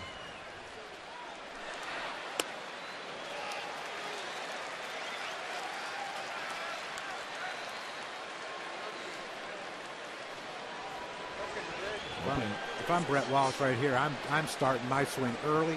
I'm going to try to get out in front and hook one in that hole. He's throwing that 2-seamer in, trying to jam him and get the ground ball to first. And you know he's probably not going to want to trick him right here and get the 3-0, so you're probably going to get something hard. 2-1. You'd have hit that one in the seats, huh, John? Well, no, I wouldn't. No, I might have swung and missed it too, but I would have been out in front of it. 2-0. Why are you letting it get deep?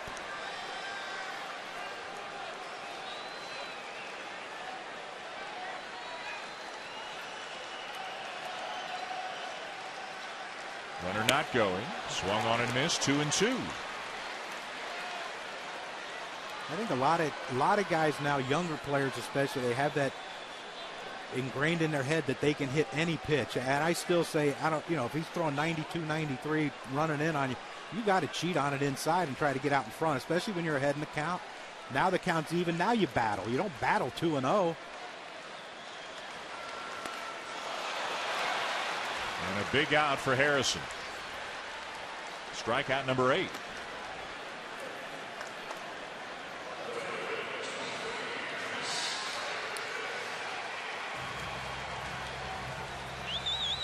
Now Chris Carter, who has struck out looking twice tonight.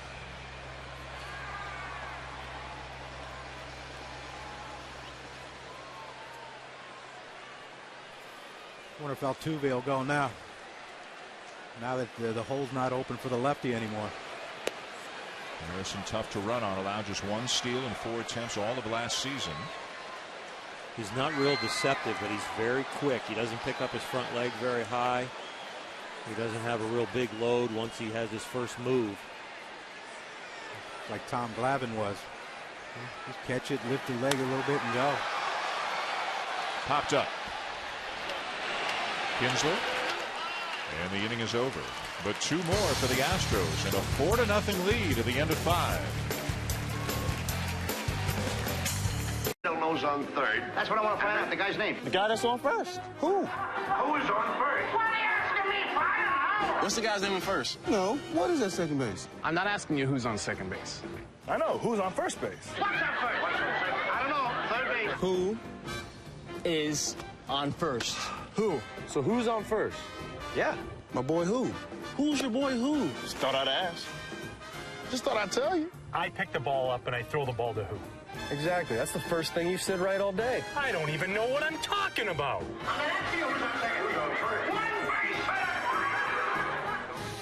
I'm not sure any of them should be giving up their full-time job, but I mean, great job. I mean, by Dempster and Saltalamacchia there, we saw Rollins and Howard. That's great. Good for those guys to play along and show us the lighter side of their personalities too. Opening day here in Houston. Astros 4, Rangers nothing. Top 6, and top of the order for the Rangers: Kinsler, Andrews, Berkman against Bud Norris.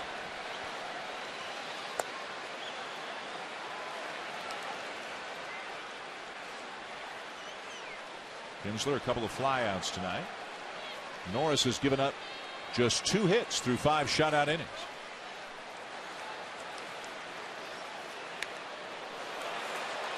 Well, that fastball, Kruggy, can ride up and in on a right-handed batter pretty good sometimes, too. Yeah, that's a scary thing. When he obviously didn't pick it up well, or else he wouldn't have check swung, but that's where guys get hit in the noggin. The feeling here in Houston that the next Astro who could be traded is that guy right there, Bud Norris. He keeps pitching like this, he's going to bring back something good for him, too.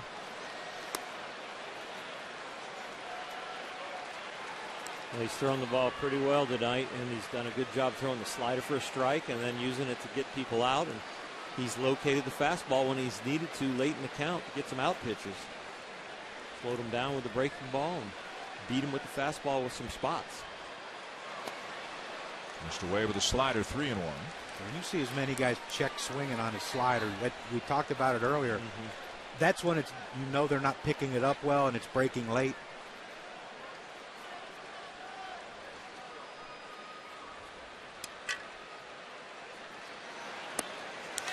Ball 4. Well, that's something that haunted him last year. His bad games, the walks and the long balls. MLB.TV celebrating 11 years. Watch every out-of-market regular season game live on your favorite supported mobile and connected devices with MLB.TV Premium. Visit MLB.TV for details. With John Kruk, Oral Hershiser, Buster Olney, I'm Dan Schulman. Opening night baseball here on ESPN. A good night so far for Norris. Getting the opening night start over Lucas Harrell, who went 11-11 last year. The reasoning being they mapped out their schedule all the way to the All-Star break, and by starting tonight as opposed to tomorrow, the Astros say Norris would get 3 extra starts at home in the first half.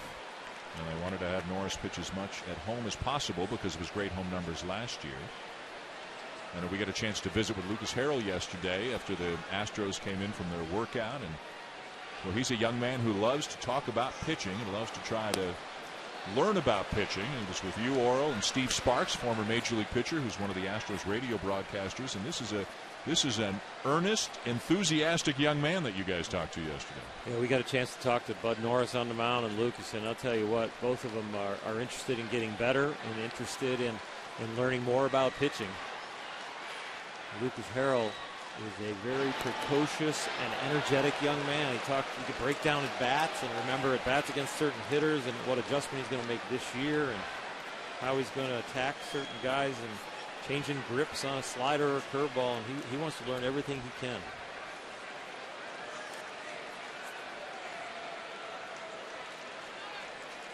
Andrews, the batter, 0 for 2.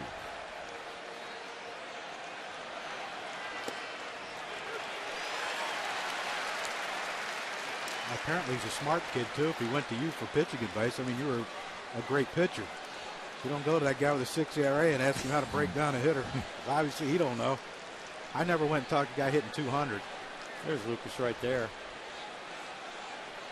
He was 11-11 with a 3.7 ERA with a team that lost 107 games. Could have been a 20-game winner on the Yankees. Formerly of the White Sox. Putting on the Angels with their great offense. Give them a bullpen behind him, and that 11-11 is going to be a lot better than that. He's eating some innings up. He's striking people out. He's got to get his walks down a little bit, but as he continues to learn, he will.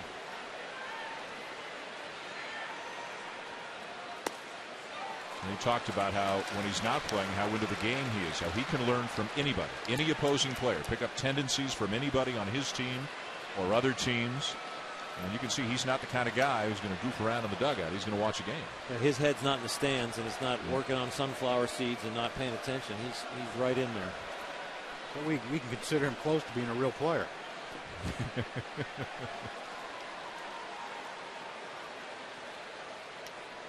Kinsler running and fouled off by Andrews as Ron Washington had a hit and run on. This is an interesting inning for the Houston Astros and Bud Norris and even Bo Porter and Doug Brocail, the pitching coach, because this is the third time around in the order. And the Astros keep a lot of statistics and watch trends, and they are very sensitive to the third time around in an order when a pitcher, a starting pitcher especially, they're Doug Brocail, their pitching coach. But they're sensitive, they're sabermetricians, and a lot of their front office people are very sensitive to a starting pitcher seeing the lineup a third time.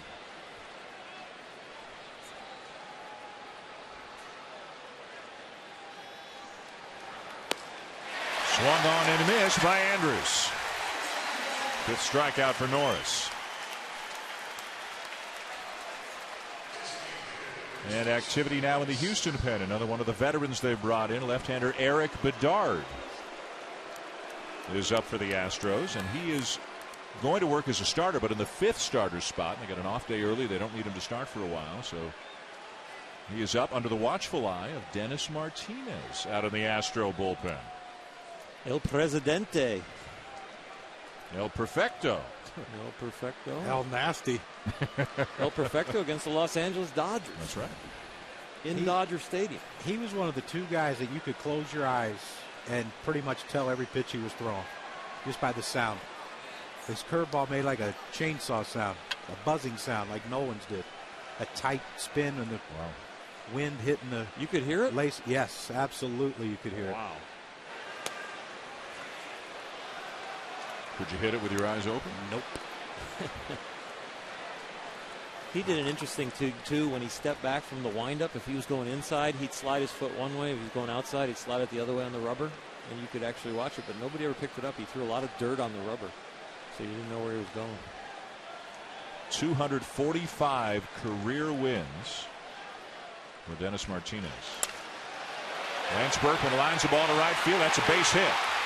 Kinsler around second and on his way to third. The Rangers with runners on the corners and one out here in the sixth.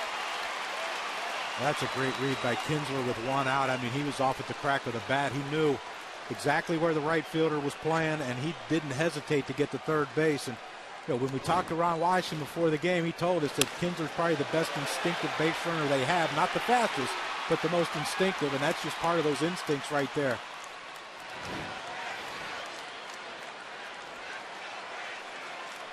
And here comes the pitching coach, Doug Brocail. The guy you coached, Oral.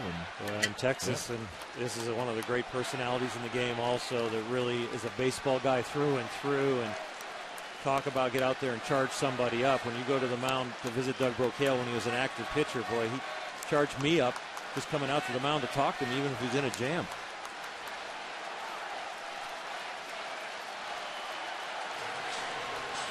Great competitor. He sure was. You could bring him out of the bullpen where he hadn't pitched in 6-7 days and start him, and he'd go 95, 110 pitches for you, even though his top end was 15, 16 pitches 7 days ago. Whatever it took for a win, and he will teach that mentality to these young Houston pitchers. He better not hang a slider here. It's 4-3. Adrian Beltre, the batter. First and third, one out in the sixth. 4-0 Houston. He just missed the one the last at bat. Got it up A little too high. If it's down a little lower, he'd square that one up a little better. And you'll see him drop to his back knee. That's amazing how that happened. Line back to the mound, and everybody back safely. Well, John, you got it right. He hung it, and Adrian hit it hard. He just didn't lift it. He happened to hit it straight back up the middle like they were in a batting cage. He took it right back at the machine. That was a bullet that Adrian hit. Well, your natural instinct is to go to the third base, but the third baseman, the guy in third is really not going anywhere. The guy in first is the one that's, if he thinks that ball might hit the ground if it goes past him, he has to try to get there and beat the force play at second. If he'd have looked at first, he might have had Berkman. Good play just to stab it, though, by Norris for the second out. First and third, 2 down, and here's Murphy, who's walked and flied out. Norris up over 90 pitches. Trying to get out of this jam here in the 6th inning. Here's the same thing. He's got to watch hanging a slider right here to a left-handed hitter, not let that thing get lazy on the inner half. Let Murphy drop some head on it. He wants to stay hard away from him. I just like the fact that they have a lefty up in the bullpen in Bedard, whether they're bringing him in or not, and a left-handed hitter in Murphy, and he's sticking with Norris. I like Bo Porter sending the message. I have the faith that you can get out of this.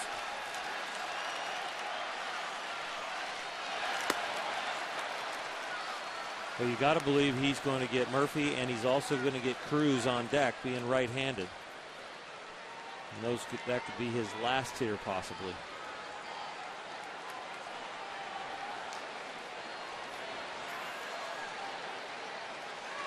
They might get a righty ready right now. Seeing Burkale go to the phone. Probably see some action down there.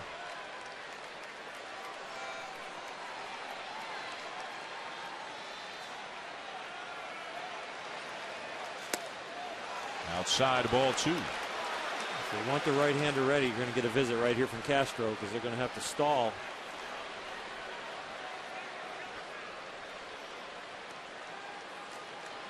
It's a little late on the trigger for the bullpen unless he can really warm up quick. Right-hander Reiner Cruz now starting to throw. They're getting a call saying to Dennis Martinez right now, get him back on the rubber. Get it going.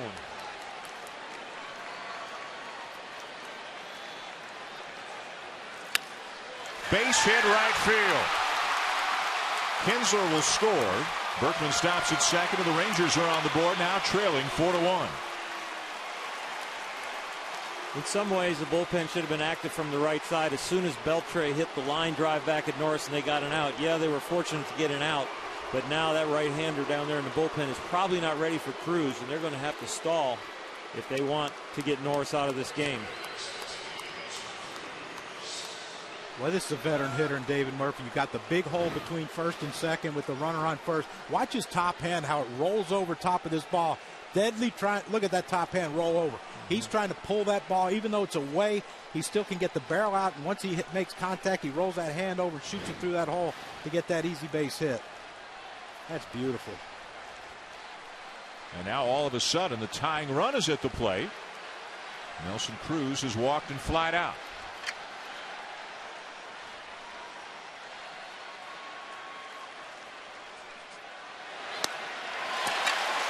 Started him with a slider.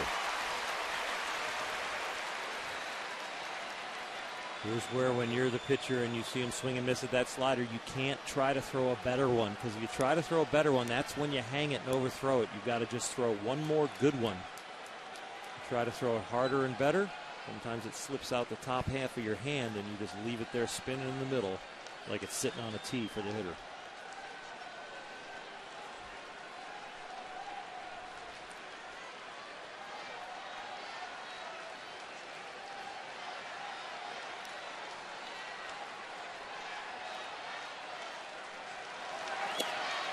Another slider and a called strike over the outside corner.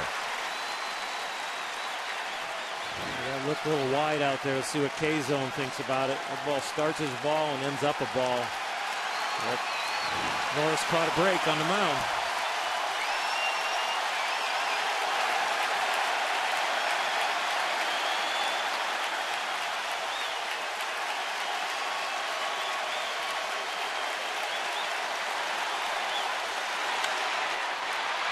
Base hit into left center. Berkman getting the wave and will score. Murphy stops at second, and it's 4-2.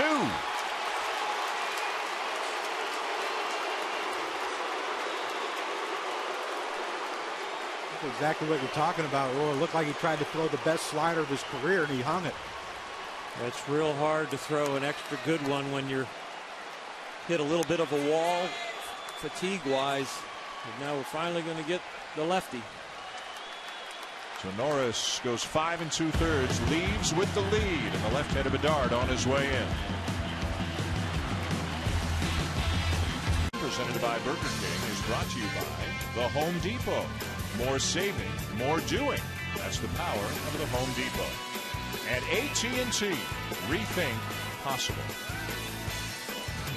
Back at Minute Maid Park here in Houston, the Astros have gone to the bullpen, trying to preserve this 2-run lead here in the 6th.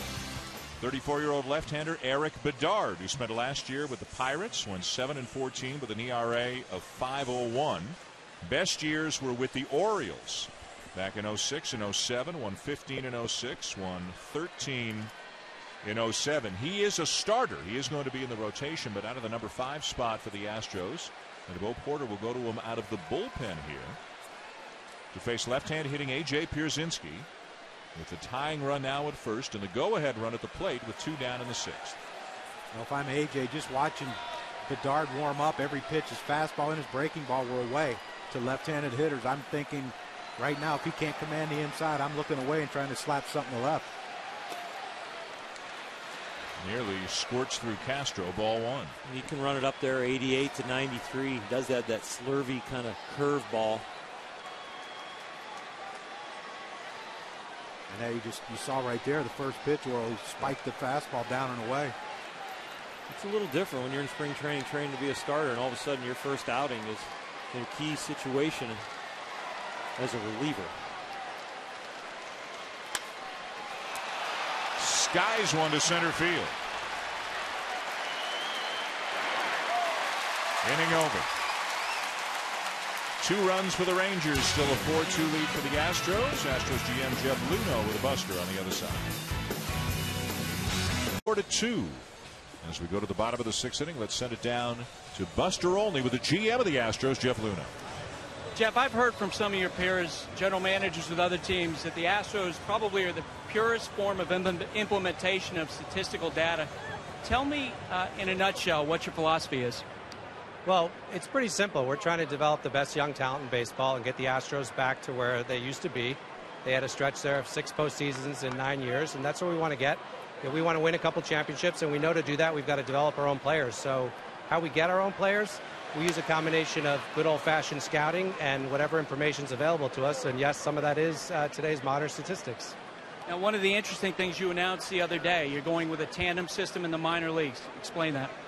Well, one of our goals during the offseason was to build up our pitching depth at AAA so that we had a lot of starters. We made a lot of trades last year. About 12 of the players that came back were starting pitchers at the AA and AAA level, A-ball level. And so we ended up having an abundance of pitchers at all the full season clubs, and realized that rather than make a decision about who the 5 starters should be after 1 month of spring training, let's put 8 of them in the rotation in groups of 2 and let the best ones emerge over time. And I think that's really the philosophy, and hopefully it'll work out. As it moves along, how are you going to evolve those pitchers to the point where they're throwing 100 pitches in a major league game?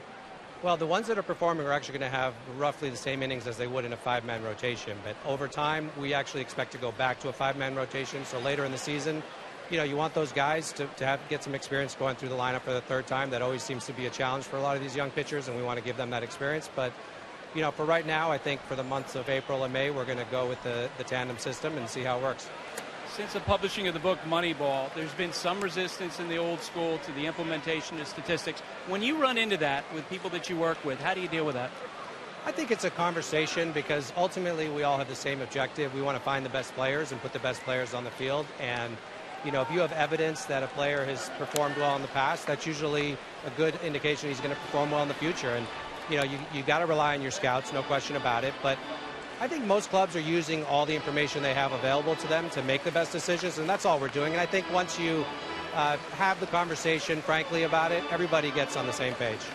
Now, during this offseason, you didn't spend a lot of money on veteran free agents. A lot of teams in your position, sort of standard operating procedure to hire some journeyman veterans to usher along some of the younger players. Tell me what went into your decision to not go as extensively with that. Well, actually, we did. I mean, between Carlos Pena and Eric Bedard and some of the other players that we brought in, Rick Ankiel, these are players with a lot of Major League experience, and we chose them not only for what they could do on the field, but also how we felt they would mentor our young players. And, you know, when you sign free agents, you've got to play them. And, frankly, we wanted to see what Matt Dominguez could do. We wanted to give Jason Castro a chance to play every day, Justin Maxwell a chance to play center field every day, and I think that's really the best strategy for us to get to the point where, you know, we figure out what we have. We know we got exciting players coming. We saw them yesterday here. A lot of the future is not that far away. And, you know, to sign a multi-year contract to a free agent right now and block these players from coming up just doesn't make sense with where we're going. Tell me about some of the best young players you're talking about. Well, you know, it starts with Carlos Correa, our first-round pick from last year. He's just really an advanced young man, and he's got a chance to be in the big leagues, you know, before he's 21 years old and be a regular, everyday star type of player. Jonathan Singleton, Mike Fultonevich was up here yesterday throwing in the high 90s. I mean, you know, the list goes on. We have a very deep system right now, and I think it's going to provide players for us for a long time. And that's really when we want to get to the point where, you know, we constantly have good players coming up and getting ready to play in the big leagues. Jeff, thanks. Dan, back to you. All right, Buster, thank you. Buster with Jeff Luhnow, the general manager of the Astros, as Carlos Pena strikes out. That's 9 now for Matt Harrison. There's Justin Maxwell, had a 2-run triple in the 4th inning, driving in the first 2 runs of the big league season. And for clarity's sake, we should just talk about the tandem pitching system a little bit more so people understand. So what Jeff Luhnow is saying is they brought back a lot of young pitchers in all the trades when they traded away some of their veterans last year. And instead of choosing 5 based on spring training, they're going to designate 8 pitchers on every minor league team as starters. And they will pitch in tandem. So let's say you two are starting pitchers. So on your day, Kruk will pitch the first 75 pitches, and then Oro, you'll pitch the next 60. And 4 days later, Oro, you'll start and go 75, and Kruk will go 60. And there will be 3 other pairs of pitchers. And then what Mr. Luhnow is saying is after a couple of months, they feel it'll weed itself out. The best 5 will establish themselves, and then they'll go to a more conventional 5-man rotation and allow their pitchers to go deeper into games. This is very unconventional. Well, it's the first time it's ever been done at the AA and AAA level that I know of. And there's 2 main points of the philosophy, which is to kind of protect young arms, but also give more young arms a chance to be starters to see if they weed themselves out. Instead of only looking at 5 guys that get chances to start, you do get 3 more guys that you'll get to look at. And sometimes guys develop in different patterns or late, and they're gonna have a chance to see 8 guys at every level. But the hard part for me is the guys sitting in AAA that are probably going to be their call-ups to the big leagues. Will those guys be ready to step in and go 100, 110 pitches? And will they be able to pitch through that barrier of fatigue that hit Bud Norris in that last inning, where that 3rd time around the order and you get past 80 pitches, 90 pitches? Can you pitch out of your own jams and give that bullpen a rest? Mike Maddox, the pitching coach, to the mound for the Rangers. You can see the night for Matt Harrison on the wrong end of a 4-2 score right now. And the basis of this, from what we understand, is, again, they've got a lot of candidates and they want to choose the best guys. They think they can keep their pitchers healthier by not extending them too much in the minors. And there is some statistical evidence, they say, Crucky, that supports that pitchers don't do as well the 3rd time through the order. But again, they're not saying they're going to do this in the majors, that this is a stepping stone stage, if you will, for them to choose who the best starters are and eventually have them going deeper into games. Well, and I kind of agree with that, the way this whole thing is set up, because a lot of times you label a guy in AA, he's a starting pitcher, AAA, he's a starter. Well, that's what he is. He's a starter. I think with this piggybacking type of theory is, you know, now you can find a guy, okay, he can, you know, how did he do starting? Well, he struggled a little bit. How did he do when he followed the starter up? Well, he did really well. Now you have a guy that you can possibly bring up to the big leagues and say, okay, he can get ready quick. He's better out of the bullpen. He doesn't have to think about it.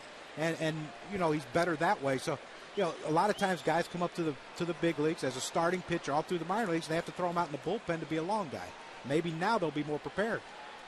You pitchers, though, Arl, as you will freely admit to, you're creatures of habit, and this is something different. But it is something different. And when I first heard about it at first blush and didn't read and talk to about the whole theory, to talk to him about the whole theory. I did disagree with it. Now that I've heard it, I'm starting to agree with it more, but maybe not at the AAA level. But you know what? Their AAA club isn't the perfect AAA club right now, where they're trying to feed the big league club and get guys ready as much as they're trying to weed through and still find out about people. There's Doug Brocail, the pitching coach, so he may be given a player who gets called up in a month or 2 or 3, a starting pitcher who may never have gone to more than 75 pitches. And then it takes, 4 or 5 starts until a guy can get up to 100? Well, what we're being told, though, that will only happen in the first 2 months, April and May. And then after May, they will go down at AA and AAA, maybe not in A-ball or below. They'll go down to 5 starters and start pushing the pitch counts a little deeper. There's Matt Dominguez 0 for 2. The Astros up 4-2 in the bottom of the 6th here on opening night. It's just interesting to watch the game develop and watch people's different theories and see new statistics or new ways to look at the same numbers. And we're seeing the defensive metrics come in. We're seeing BABIP, balls in play. What is the batting average against the pitcher? And I think some of it has some merit, a lot of merit, and then other parts of it we still need to rely on the scouts and the eye test and the smell test of a guy's character. And do you project him as somebody that can learn and pay attention and get better? Jeff Luhnow coming from the Cardinals organization, where he was the scouting director for a number of years. Pitch in the dirt, ball 3, and the Cardinals have had some great drafts in recent years. They have some terrific young players who are coming through the system and now arriving at the major league level.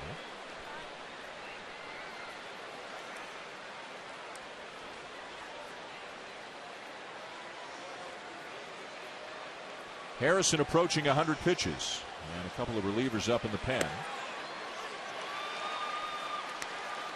Right-hander Derek Lowe is up again, and there's left-hander Robbie Ross, one of the real pleasant surprises for the Rangers last year. Won a job in spring training, had a terrific year last year for the Rangers. Came to camp this year fighting maybe for the 5th starter spot, but has wound up back in the bullpen where he was last year.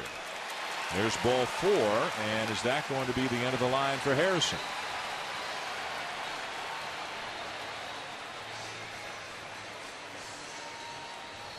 It sure is.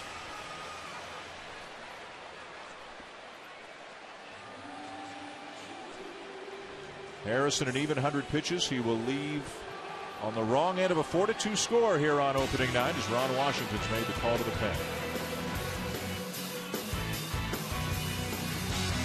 The journey of 162 games begins with a single step. Opening day on ESPN. A quadruple header on ESPN and ESPN2 tomorrow. Opening day. This is opening night, the first game of the Major League season here in 2013 from Minute Maid Park in Houston. And the Astros with a 4-2 lead. Bottom of the 6th, 2 on, 2 out as Ron Washington goes to his bullpen and brings in veteran right-hander Derek Lowe, who has pitched for a lot of teams in a lot of different roles over the course of his career. Last year split the season between the Indians and the Yankees. He'll work as a long man out of the pen for Texas. He's going to try and keep the ball down, throw his sinker. He's got a little backdoor slider he'll throw to Rick Ankiel, a left-handed hitter. Right here just looking to get his first out of this season. Keep the Rangers in this game.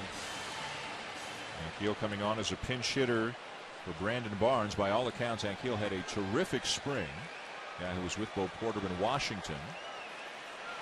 And judging from the opening night lineup, looks like Crucky, at least at the outset, he's going to be a platoon player in right field. He'll bat against righties, but not against lefties. Yeah, nothing wrong with that. You keep both players fresh. It makes your bench stronger because both guys are getting at bats. Yeah, I love the platoon situation. Little high, ball 2. And they said in spring training, Rick worked really hard on hit the ball the opposite way, not quite as pull conscious, and he's starting to drive the ball to left field more. And the configuration here at home will be good for him with that short left field porch. And only 362 to the gap, so he'll be rewarded for some of those hard fly balls to left center. Yeah, in the book on Rick Ankiel, he's basically a pull hitter. Oral, you mentioned he's working the other way, and especially against a guy like Derek Lowe. You look at Martin, he's shading him to pull, but if a sinker baller is going to try to keep the ball away, and Derek Lowe keeps missing in. But you know, normally he's going to keep it away, and that's where Rick Ankiel's shooting his sights into left center field. He's changed his approach too. He's lowered his hands a little bit. He's a little more slow with his hands. I mean, Derek Lowe has changed his approach, because normally 7 out of 8 pitches from Derek Lowe in his prime would be sinkers away to lefties, let him hit the top of it, and Derek knows that his is not a turbo sinker anymore, so he's really mixing up his pitches. He's gone fastball up and in, he's worked that slider in under his hands, and he's only gone once away with the fastball. Runners will be on the move. Full count, 2 down. And Ankiel lifts a towering fly ball to right field. And gone!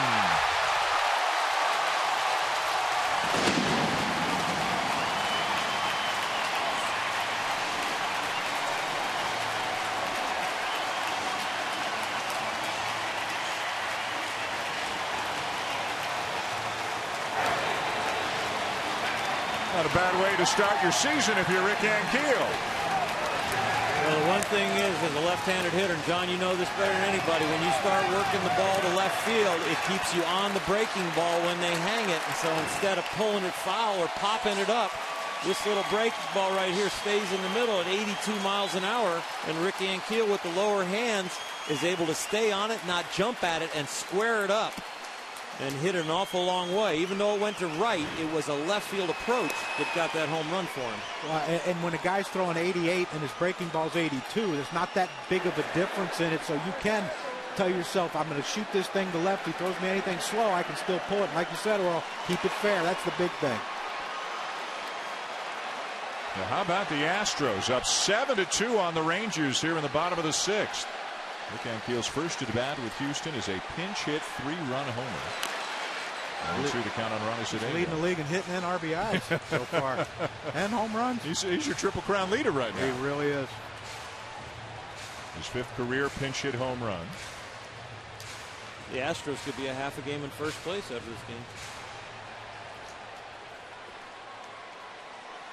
2 in the 4th, 2 in the 5th, 3 more here in the 6th. Lowe gets Cedeno, but he's unhappy with himself after surrendering that 3-run homer to Rick Ankiel. End of 6, opening night, Houston. Home team up 7-2.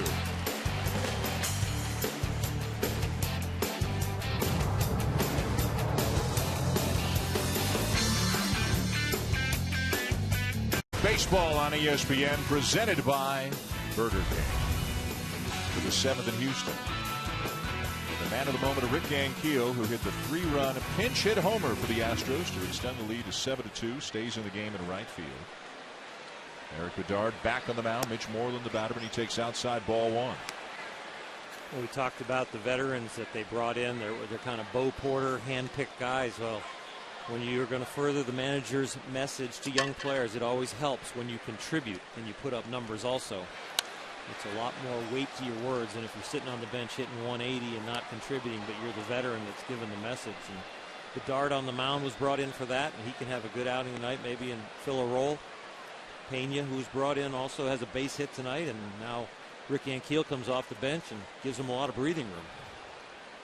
And this is where an unbalanced lineup with the Rangers right now is they're getting easy to manage against, because A.J. Przinsky, Mitch Moreland, and Martin probably going to pinch hit for Martin, maybe with Gentry, but you know, Bedard's going to get 2 lefties, and then if they pinch hit, you can always bring in they pinch hit Gentry, you can bring in a right-hand reliever to face Gentry. So everything sets up in your favor when you stack your lineup with 3 consecutive lefties.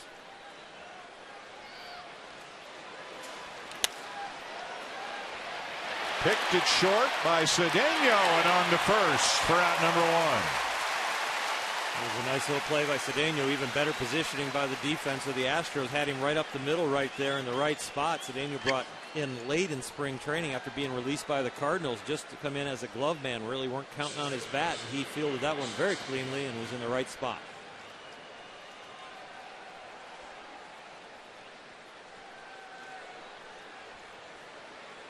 Martin will stay. Lefty against lefty.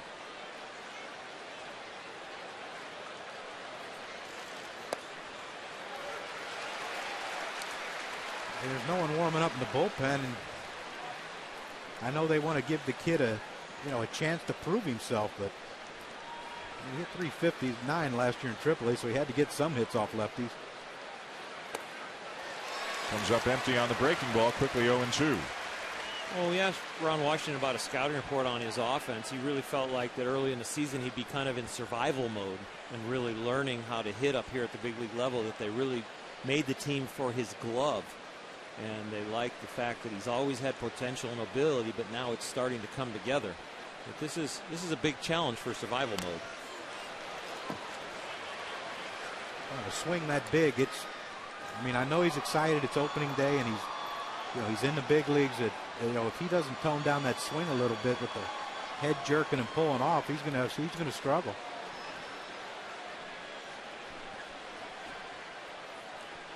Especially with 2 strikes. This is, put it in play and try to punch it the other way swings. Interesting pitch selection for a guy who's bailing, coming fastball in. In and out of the glove. The tag now applied by Castro, and Martin strikes out, 2 down. You saw it again right there. Just the overswing and on a 0-2 pitch, fastball up and away, and you swing at it like you're trying to hit it up in the Crawford boxes. Watch the swing, how it just goes. Everything goes. Watch his head jerk off this pitch, and when you're pulling off your head and you're losing sight of the ball, look at how hard he swung right there. That's, I'm trying to hit this out of the ballpark 0-2 when we're down 5. Shorten up and use your legs. Put the ball in play. Back to the top of the order for Kinsler, 0-2 with a walk.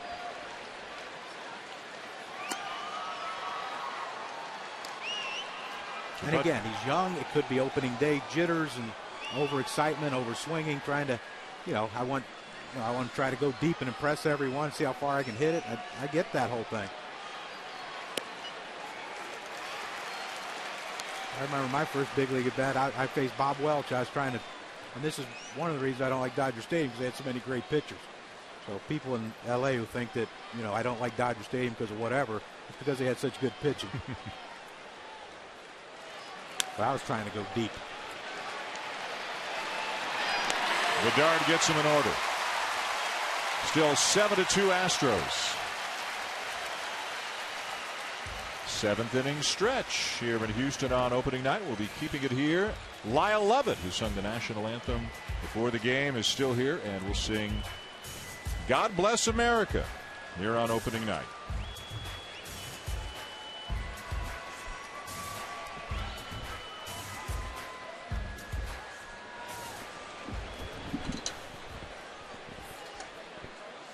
And now, ladies and gentlemen, we kindly ask that you please rise and remove your caps as we honor our great nation by welcoming back Lyle Lovett as he leads us in God Bless America. God bless America, land that I love. Stand beside her and guide her through the night with a light from above. From the mountains to the prairies to the ocean white with foam. God bless America, my home sweet home. God bless America, my home sweet home. Ladies and gentlemen, Lyle Lovett.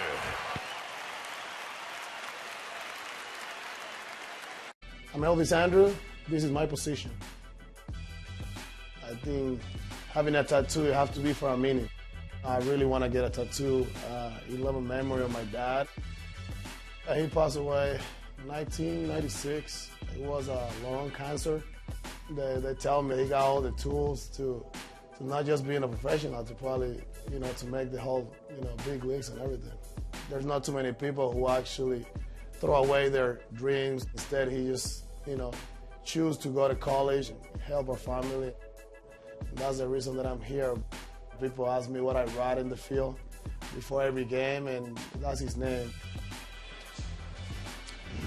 And Elvis losing his father when he was just 7 years of age, and you can see writes his father's name in the dirt at the beginning of every game in which he plays. This is at the beginning of the night. Thinking of his dad every time he takes a major league field. We go to the bottom of the 7th here in Houston on opening night, and the Astros have a 7-2 lead on the Texas Rangers. A newcomer to Texas, right-hander Jason Frazier is into the game. Frazier's been in the big leagues 9 years, and all but 2 months of that with the Blue Jays. Spent the last couple of months of 2011 with the White Sox. He's made over 500 big league appearances. Top of the order, Jose Altuve. Ground ball at Andrews, 1 down.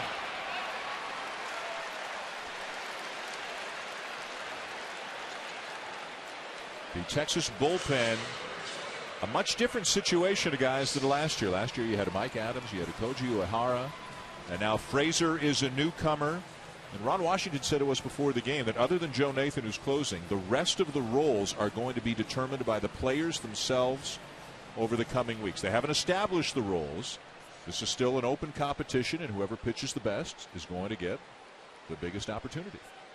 They've got some young fireballers down there with Kirkman and Sheppers. Got Joe Ortiz down there, but Frazier was brought in to pitch near the end of the game. They're not quite sure if it's going to be the 8th inning, but he's definitely not going to be a long man.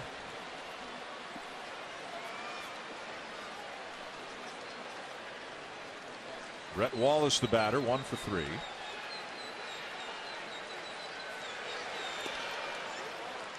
The Rangers have 4 pitchers who will begin the year on the disabled list. Martin Perez, who might have been their 5th starter, but he was hit by a line drive in early March. He's got a fractured forearm. They hope to get him back at some point in May. Colby Lewis, elbow surgery. They hope to get him back maybe by the 1st of June. Joaquin Soria, ex of Kansas City, coming off elbow surgery as well. They hope to get him back maybe by the 1st of June. And then Neftali Feliz, who also had elbow surgery, and they might get him back in August. So you can see, I mean, they're going to be waiting for a while. Those are some pretty good arms right there that could really bolster the staff if those guys get healthy at some point during the season. Yeah, those are all bona fide big league pitchers that really could help them in a big way. And pitching coach Mike Maddox, who we had on camera there for a while, is going to have his hands full in manipulating through that roster with John Daniels and Ron Washington as those guys get healthy. But those are going to be welcome cavalry for these guys as they shake through their bullpen here early in the season. Quickly, 2 outs here in the bottom of the 7th, and Frazier will face Chris Carter, 0 for 3 with a couple of strikeouts. Matt Harrison gives up 6 earned runs through 5 2/3. Actually, one of the runs unearned. 6 runs, 5 of them earned through 5 2/3. So he's on the hook for the loss right now. Bud Norris gives up 2 runs, both earned through 5 2/3, and in line for the win if things keep on rolling for the Astros.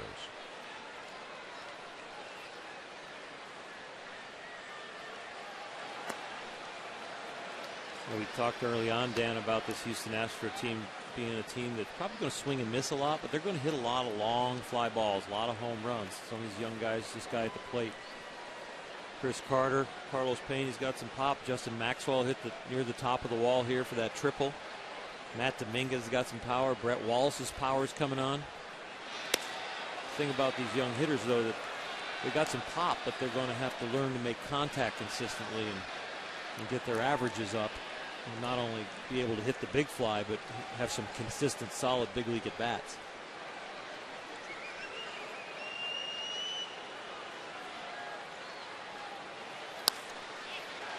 Down to third. Gobbled up by Beltre, and the inning is over. Astros go in order. We're going to the top of the 8th at Houston. Elvis Andrews will lead it off for the Rangers. We're down 7-2 here on opening night. ESPN presented by Burger King, where taste is king. Rick Ankiel for the 3-run homer in his first at bat of the season. It's a 7-2 lead for the Astros going to the 8th inning. Eric Bedard still on the mound. Elvis Andrus, Lance Berkman, and Adrian Beltre due up for the Rangers. Backhanded at third by Dominguez, and a long throw across the diamond, a big stretch by Wallace, and they get him. That's a big league play right down there at third base by Matt Dominguez. The young man does a good job of having a baseball clock going to his left and making a clean catch on the ball and then squaring his feet up, getting the momentum going the wrong way, but picks up first base in a hurry and gets it going over in the area. Happened to get it in the air, even if he got it over there in one bounce. He had it on the right angle with a quick release. Maybe that's why he plays off the line. He goes to his right well. That was a great play. It was. Here's Lance Berkman. 2 for 3, a couple of base hits, scored a run back in the 6th. And a strike for Bedard, who came on to get the last out of the 6th inning. Got the Rangers in order in the 7th, and we set down all 5 batters that he's faced in this game, and all is quiet in the Houston pen right now.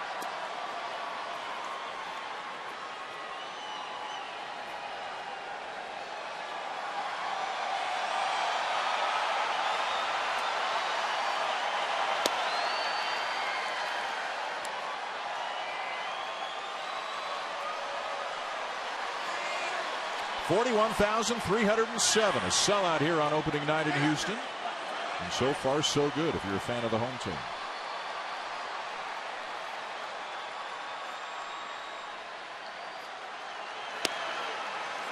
A little bit inside.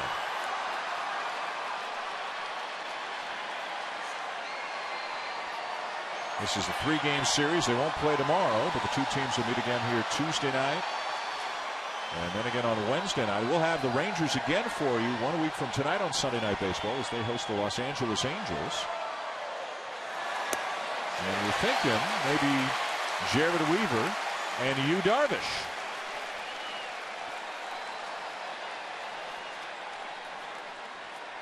Two and 2, the count on to Berkman.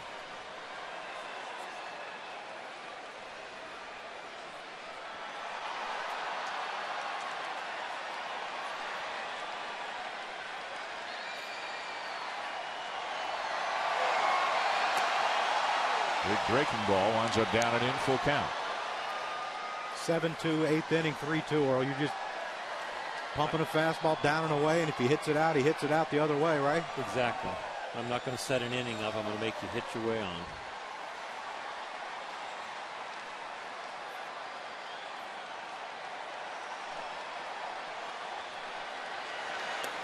Did he go? Yes, he did. Couldn't check the swing on that curveball. 2 down. Game's changed, John. Gonna fake him out with the curveball. Yeah, but Lance Berkman's a veteran, and he was looking same thing as I would have been looking for, the heater. Look at how the Rangers have done tonight. Just 2 runs. They've been driven in by David Murphy and Nelson Cruz. 2 runs on 5 hits for the Texas Rangers. Last year, the highest scoring team in baseball. Some changes. Obviously, Josh Hamilton, Michael Young, Mike Napoli no longer here. They've brought in A.J. Pierzynski, Lance Berkman. But haven't done a whole lot with the bats here tonight.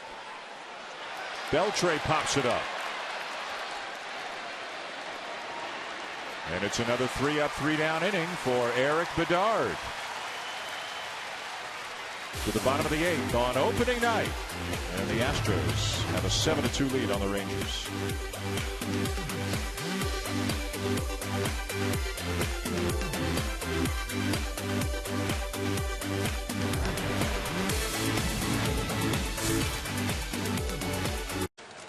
To go. The nachos to go. They travel everywhere. Bottom 8, Minute Maid Park. Sunday Night Baseball. Dan Schulman, John Kruk, Oral Hershiser, Buster Olney, and a major league debut for left-hander Joe Ortiz. Just pitched so well in the spring, pitched his way right onto the staff. Referred to by Ron Washington as this year's Robbie Ross, a guy who kind of came out of nowhere and forced his way onto the team. Carlos Pena leads it off for the Astros. A base hit and a couple of strikeouts.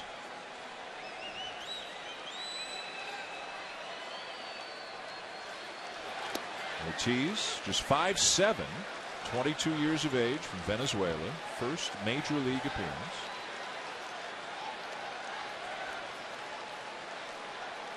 Washington tell us he pounds the strike zone. They knew he was getting all kinds of outs in the minors. They wanted to see what happened in spring training games, in a big league camp. They saw him pound the strike zone, and as Wash said, they saw him get his ears pinned back, as he said, saw him get in a little trouble, and saw the way, Oral, that he handled the adversity. And that's when they really knew that maybe they had something, because he got himself in trouble, and then he pitched his way out of it and came out better for it. He didn't lose his aggressive spirit and his ability to get the ball back in the zone and start pitching scared. He's continuing to pitch aggressive, and they love that about him. These opportunities exist when you have guys on the DL that are going to be back soon, and you don't want to clog your roster. So there is an opportunity on the Rangers for some young guys to make an impact and win a job, and then get a month and a half tryout while they're waiting for Story to come back, while they're waiting for Feliz to get back, while they're waiting for Kobe Lewis to get back. Right down the middle with a fastball for out number 1. Let's go down to Buster Olney. Guys, the Rangers chief executive officer Nolan Ryan has been with the team the last couple of days, but he told reporters nothing has been settled about his standing with the team. This, of course, came up during spring training, hovered over the team after some titles within the organization changed. Ryan met with the Rangers ownership to talk about whether or not he still has a voice that he wants in the organization. I've talked to friends of his who think it's better than 50-50 that eventually he's going to leave the team. A guy who has meant so much to baseball in this whole state, guys, to both of these teams, to both Houston and Texas. And, you know, you'd like to see a guy like Nolan Ryan obviously be able to go out on his own terms. I mean, some people say, well, nothing's really changed other than the title. There's a ball line down the right field line. That's a fair ball off the bat of Maxwell. He's on his way to second, and he's looking for his second triple of the night, and he's got it standing up.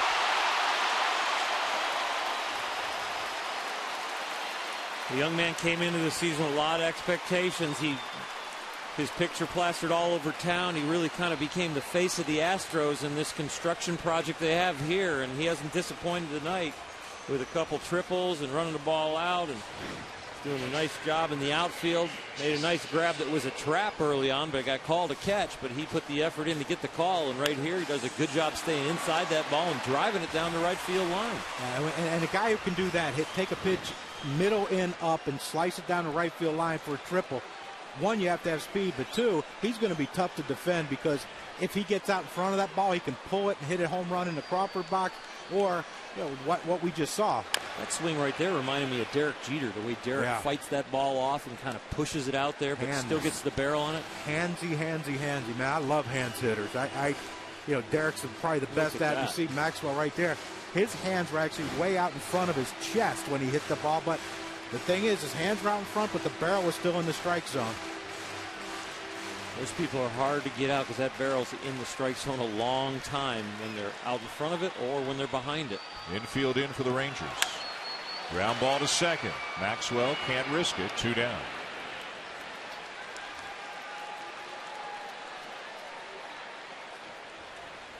So Castro can't bring him in. Looking for a little insurance here in the bottom of the 8th.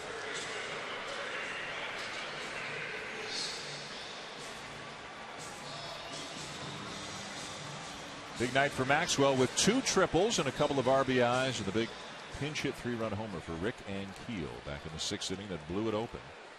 It's been a good night for the Astros. Got a good performance from Bud Norris, Eric Bedard, terrific out of the pen. The offense has delivered. And Matt Dominguez comes up, takes a strike.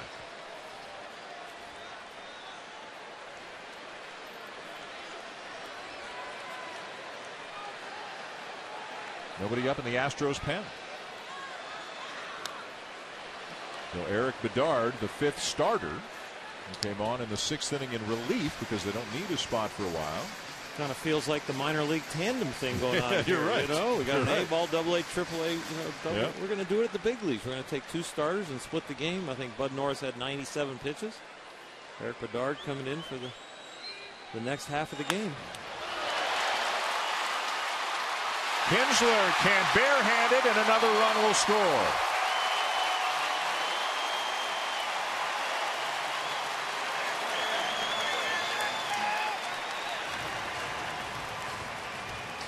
Base hit, RBI, Matt Dominguez.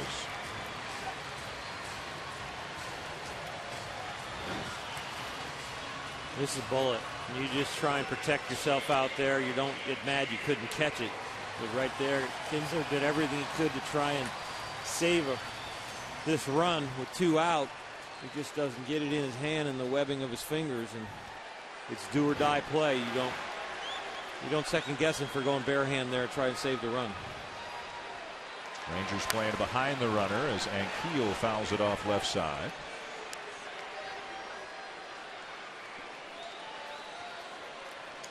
Eight 2 Astros, bottom of the 8th here on opening night. A quadruple header tomorrow on the ESPN family of networks. Yankees Red Sox at 1 Eastern on ESPN. We'll have the Giants and the Dodgers for you at 4 Eastern on ESPN. 7 Eastern, the Phillies and Braves on ESPN2, and then 10 Eastern, the Cardinals and the Diamondbacks also on ESPN2. Inning over.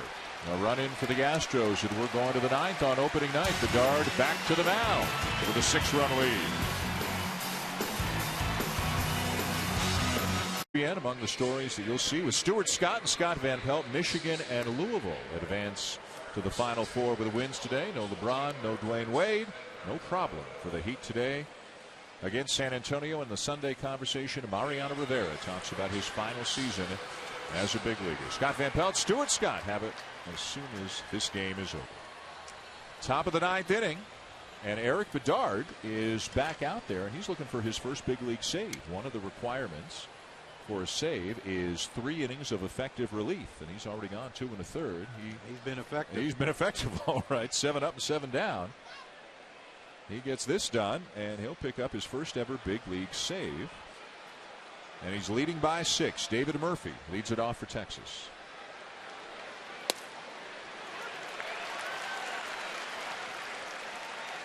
Murphy a walk, a fly ball, and an RBI single.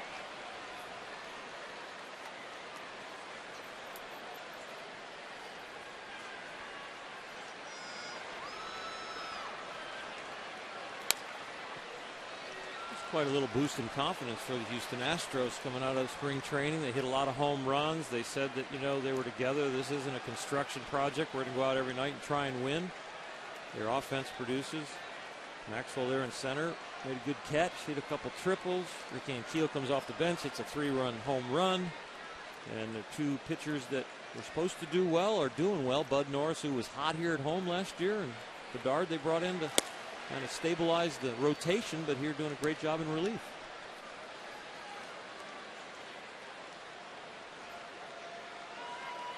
Did Maxwell struggle this spring?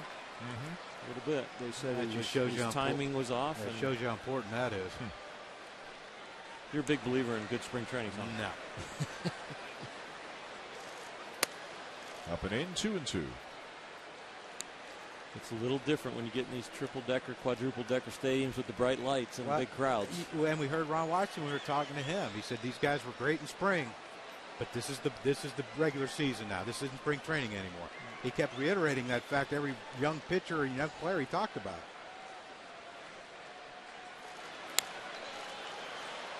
And it is different, or Oh yeah. Spring training. It's different now than when I played.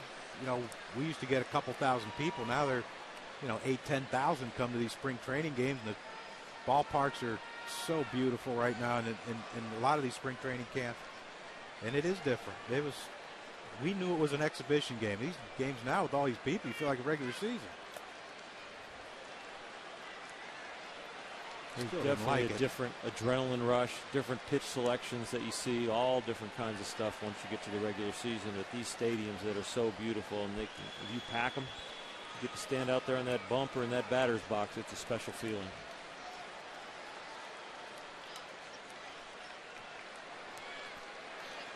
(3-2).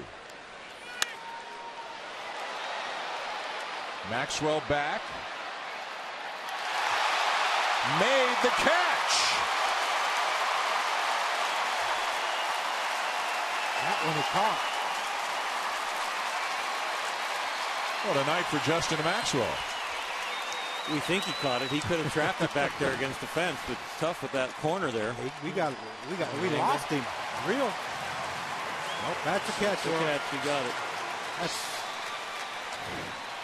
And tonight's Chevrolet player of the game, right on cue. Thank you, Justin. A couple of triples tonight, and that catch out in deep left center. A great night for Maxwell here on opening night.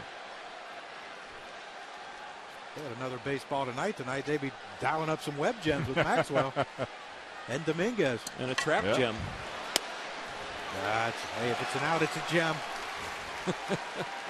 It's a CZ. Did you ever have any web gems that were traps? I never had a web gem. No, I mean as a broadcaster, not as a player. I mean, in all the years you've been in studio, did you ever award one on even though it was a trap, if the umpire called it a catch? Now you're asking me to recall something that happened in the past.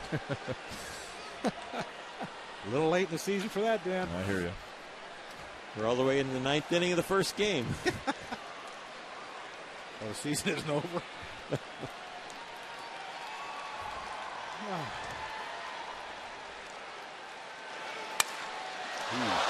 Broken bat, base hit. Cruz, his second hit of the night.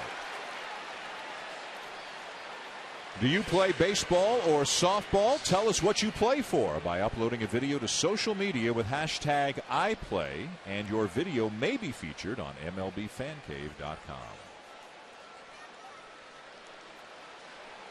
1 on, 1 out.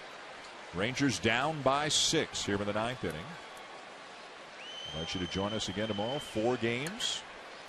John and Oral and Buster and I will be out in Los Angeles. The Giants and the Dodgers. Matt Cain and Clayton Kershaw, the pitching matchup.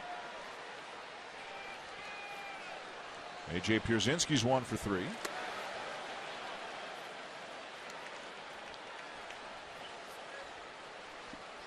It's 8 o'clock in L.A., John. We got a day game tomorrow. We got to get up. We got to get there. We're in Houston. I think we'll make it there. It's part of the gig. And a good gig. It's a great gig.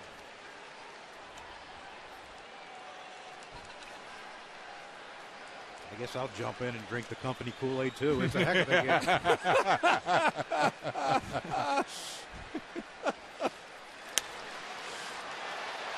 Fly ball to left. 2 down.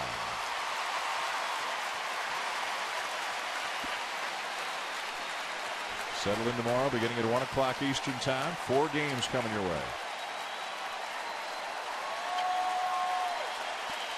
The Astros an out away from a win on opening night.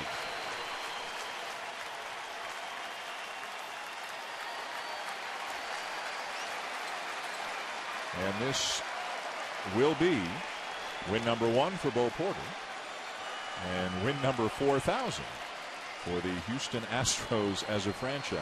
But they'll take 1-0. Mitch Moreland. Runner goes, and into second on defensive indifference. First big league hit, first big league win, first big league at bat. And for a manager, I'm sure it's just as special getting that first day to manage and then first win. He's got to be really excited inside. That scorecard will get signed by everyone and framed and put up in his office. And he talked so much before this game about, for the city of Houston and the Houston Astros joining the American League, what a historic game this is and how important it is to him and the whole organization, the whole city. He's going to be a proud man tonight. And you know what? After meeting him the last couple days and sitting around and talking to him, that is a good man.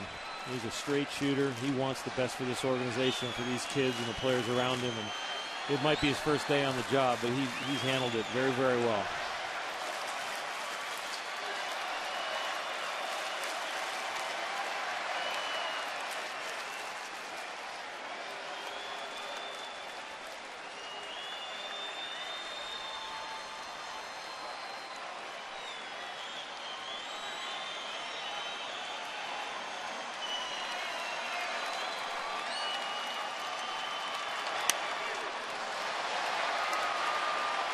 Now to play 1-2. Bud Norris in line for the win. Bedard would get a save if he finishes this off, having gone 3 1/3. Rick Ankiel with a home run. Justin Maxwell, a couple of triples, a couple of RBIs.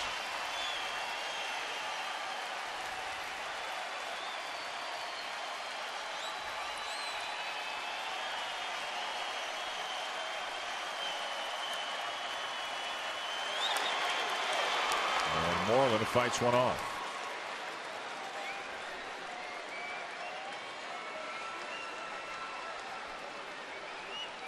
I think if Bedard got one good hook in his arsenal, this one's over. Yeah. It was a good little visit by Jason Castro, somebody they're glad to have back behind the plate. Guy came from out of Stanford, really smart. The pitchers are very comfortable with having him back behind the plate. And to go out there in this situation for a big win on opening day, visit a veteran pitcher, it's a good visit.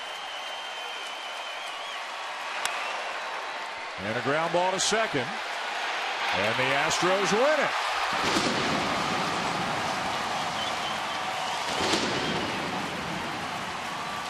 Bo Porter gets a win in his first game as a big league manager. And Houston beats Texas 8-2. SportsCenter is next here on ESPN. This has been a presentation of ESPN, the worldwide leader in sports. For Oral Hershiser, John Crump, Buster Olney, and our entire ESPN crew, I'm Dan Shulman saying thanks for watching. SportsCenter is next.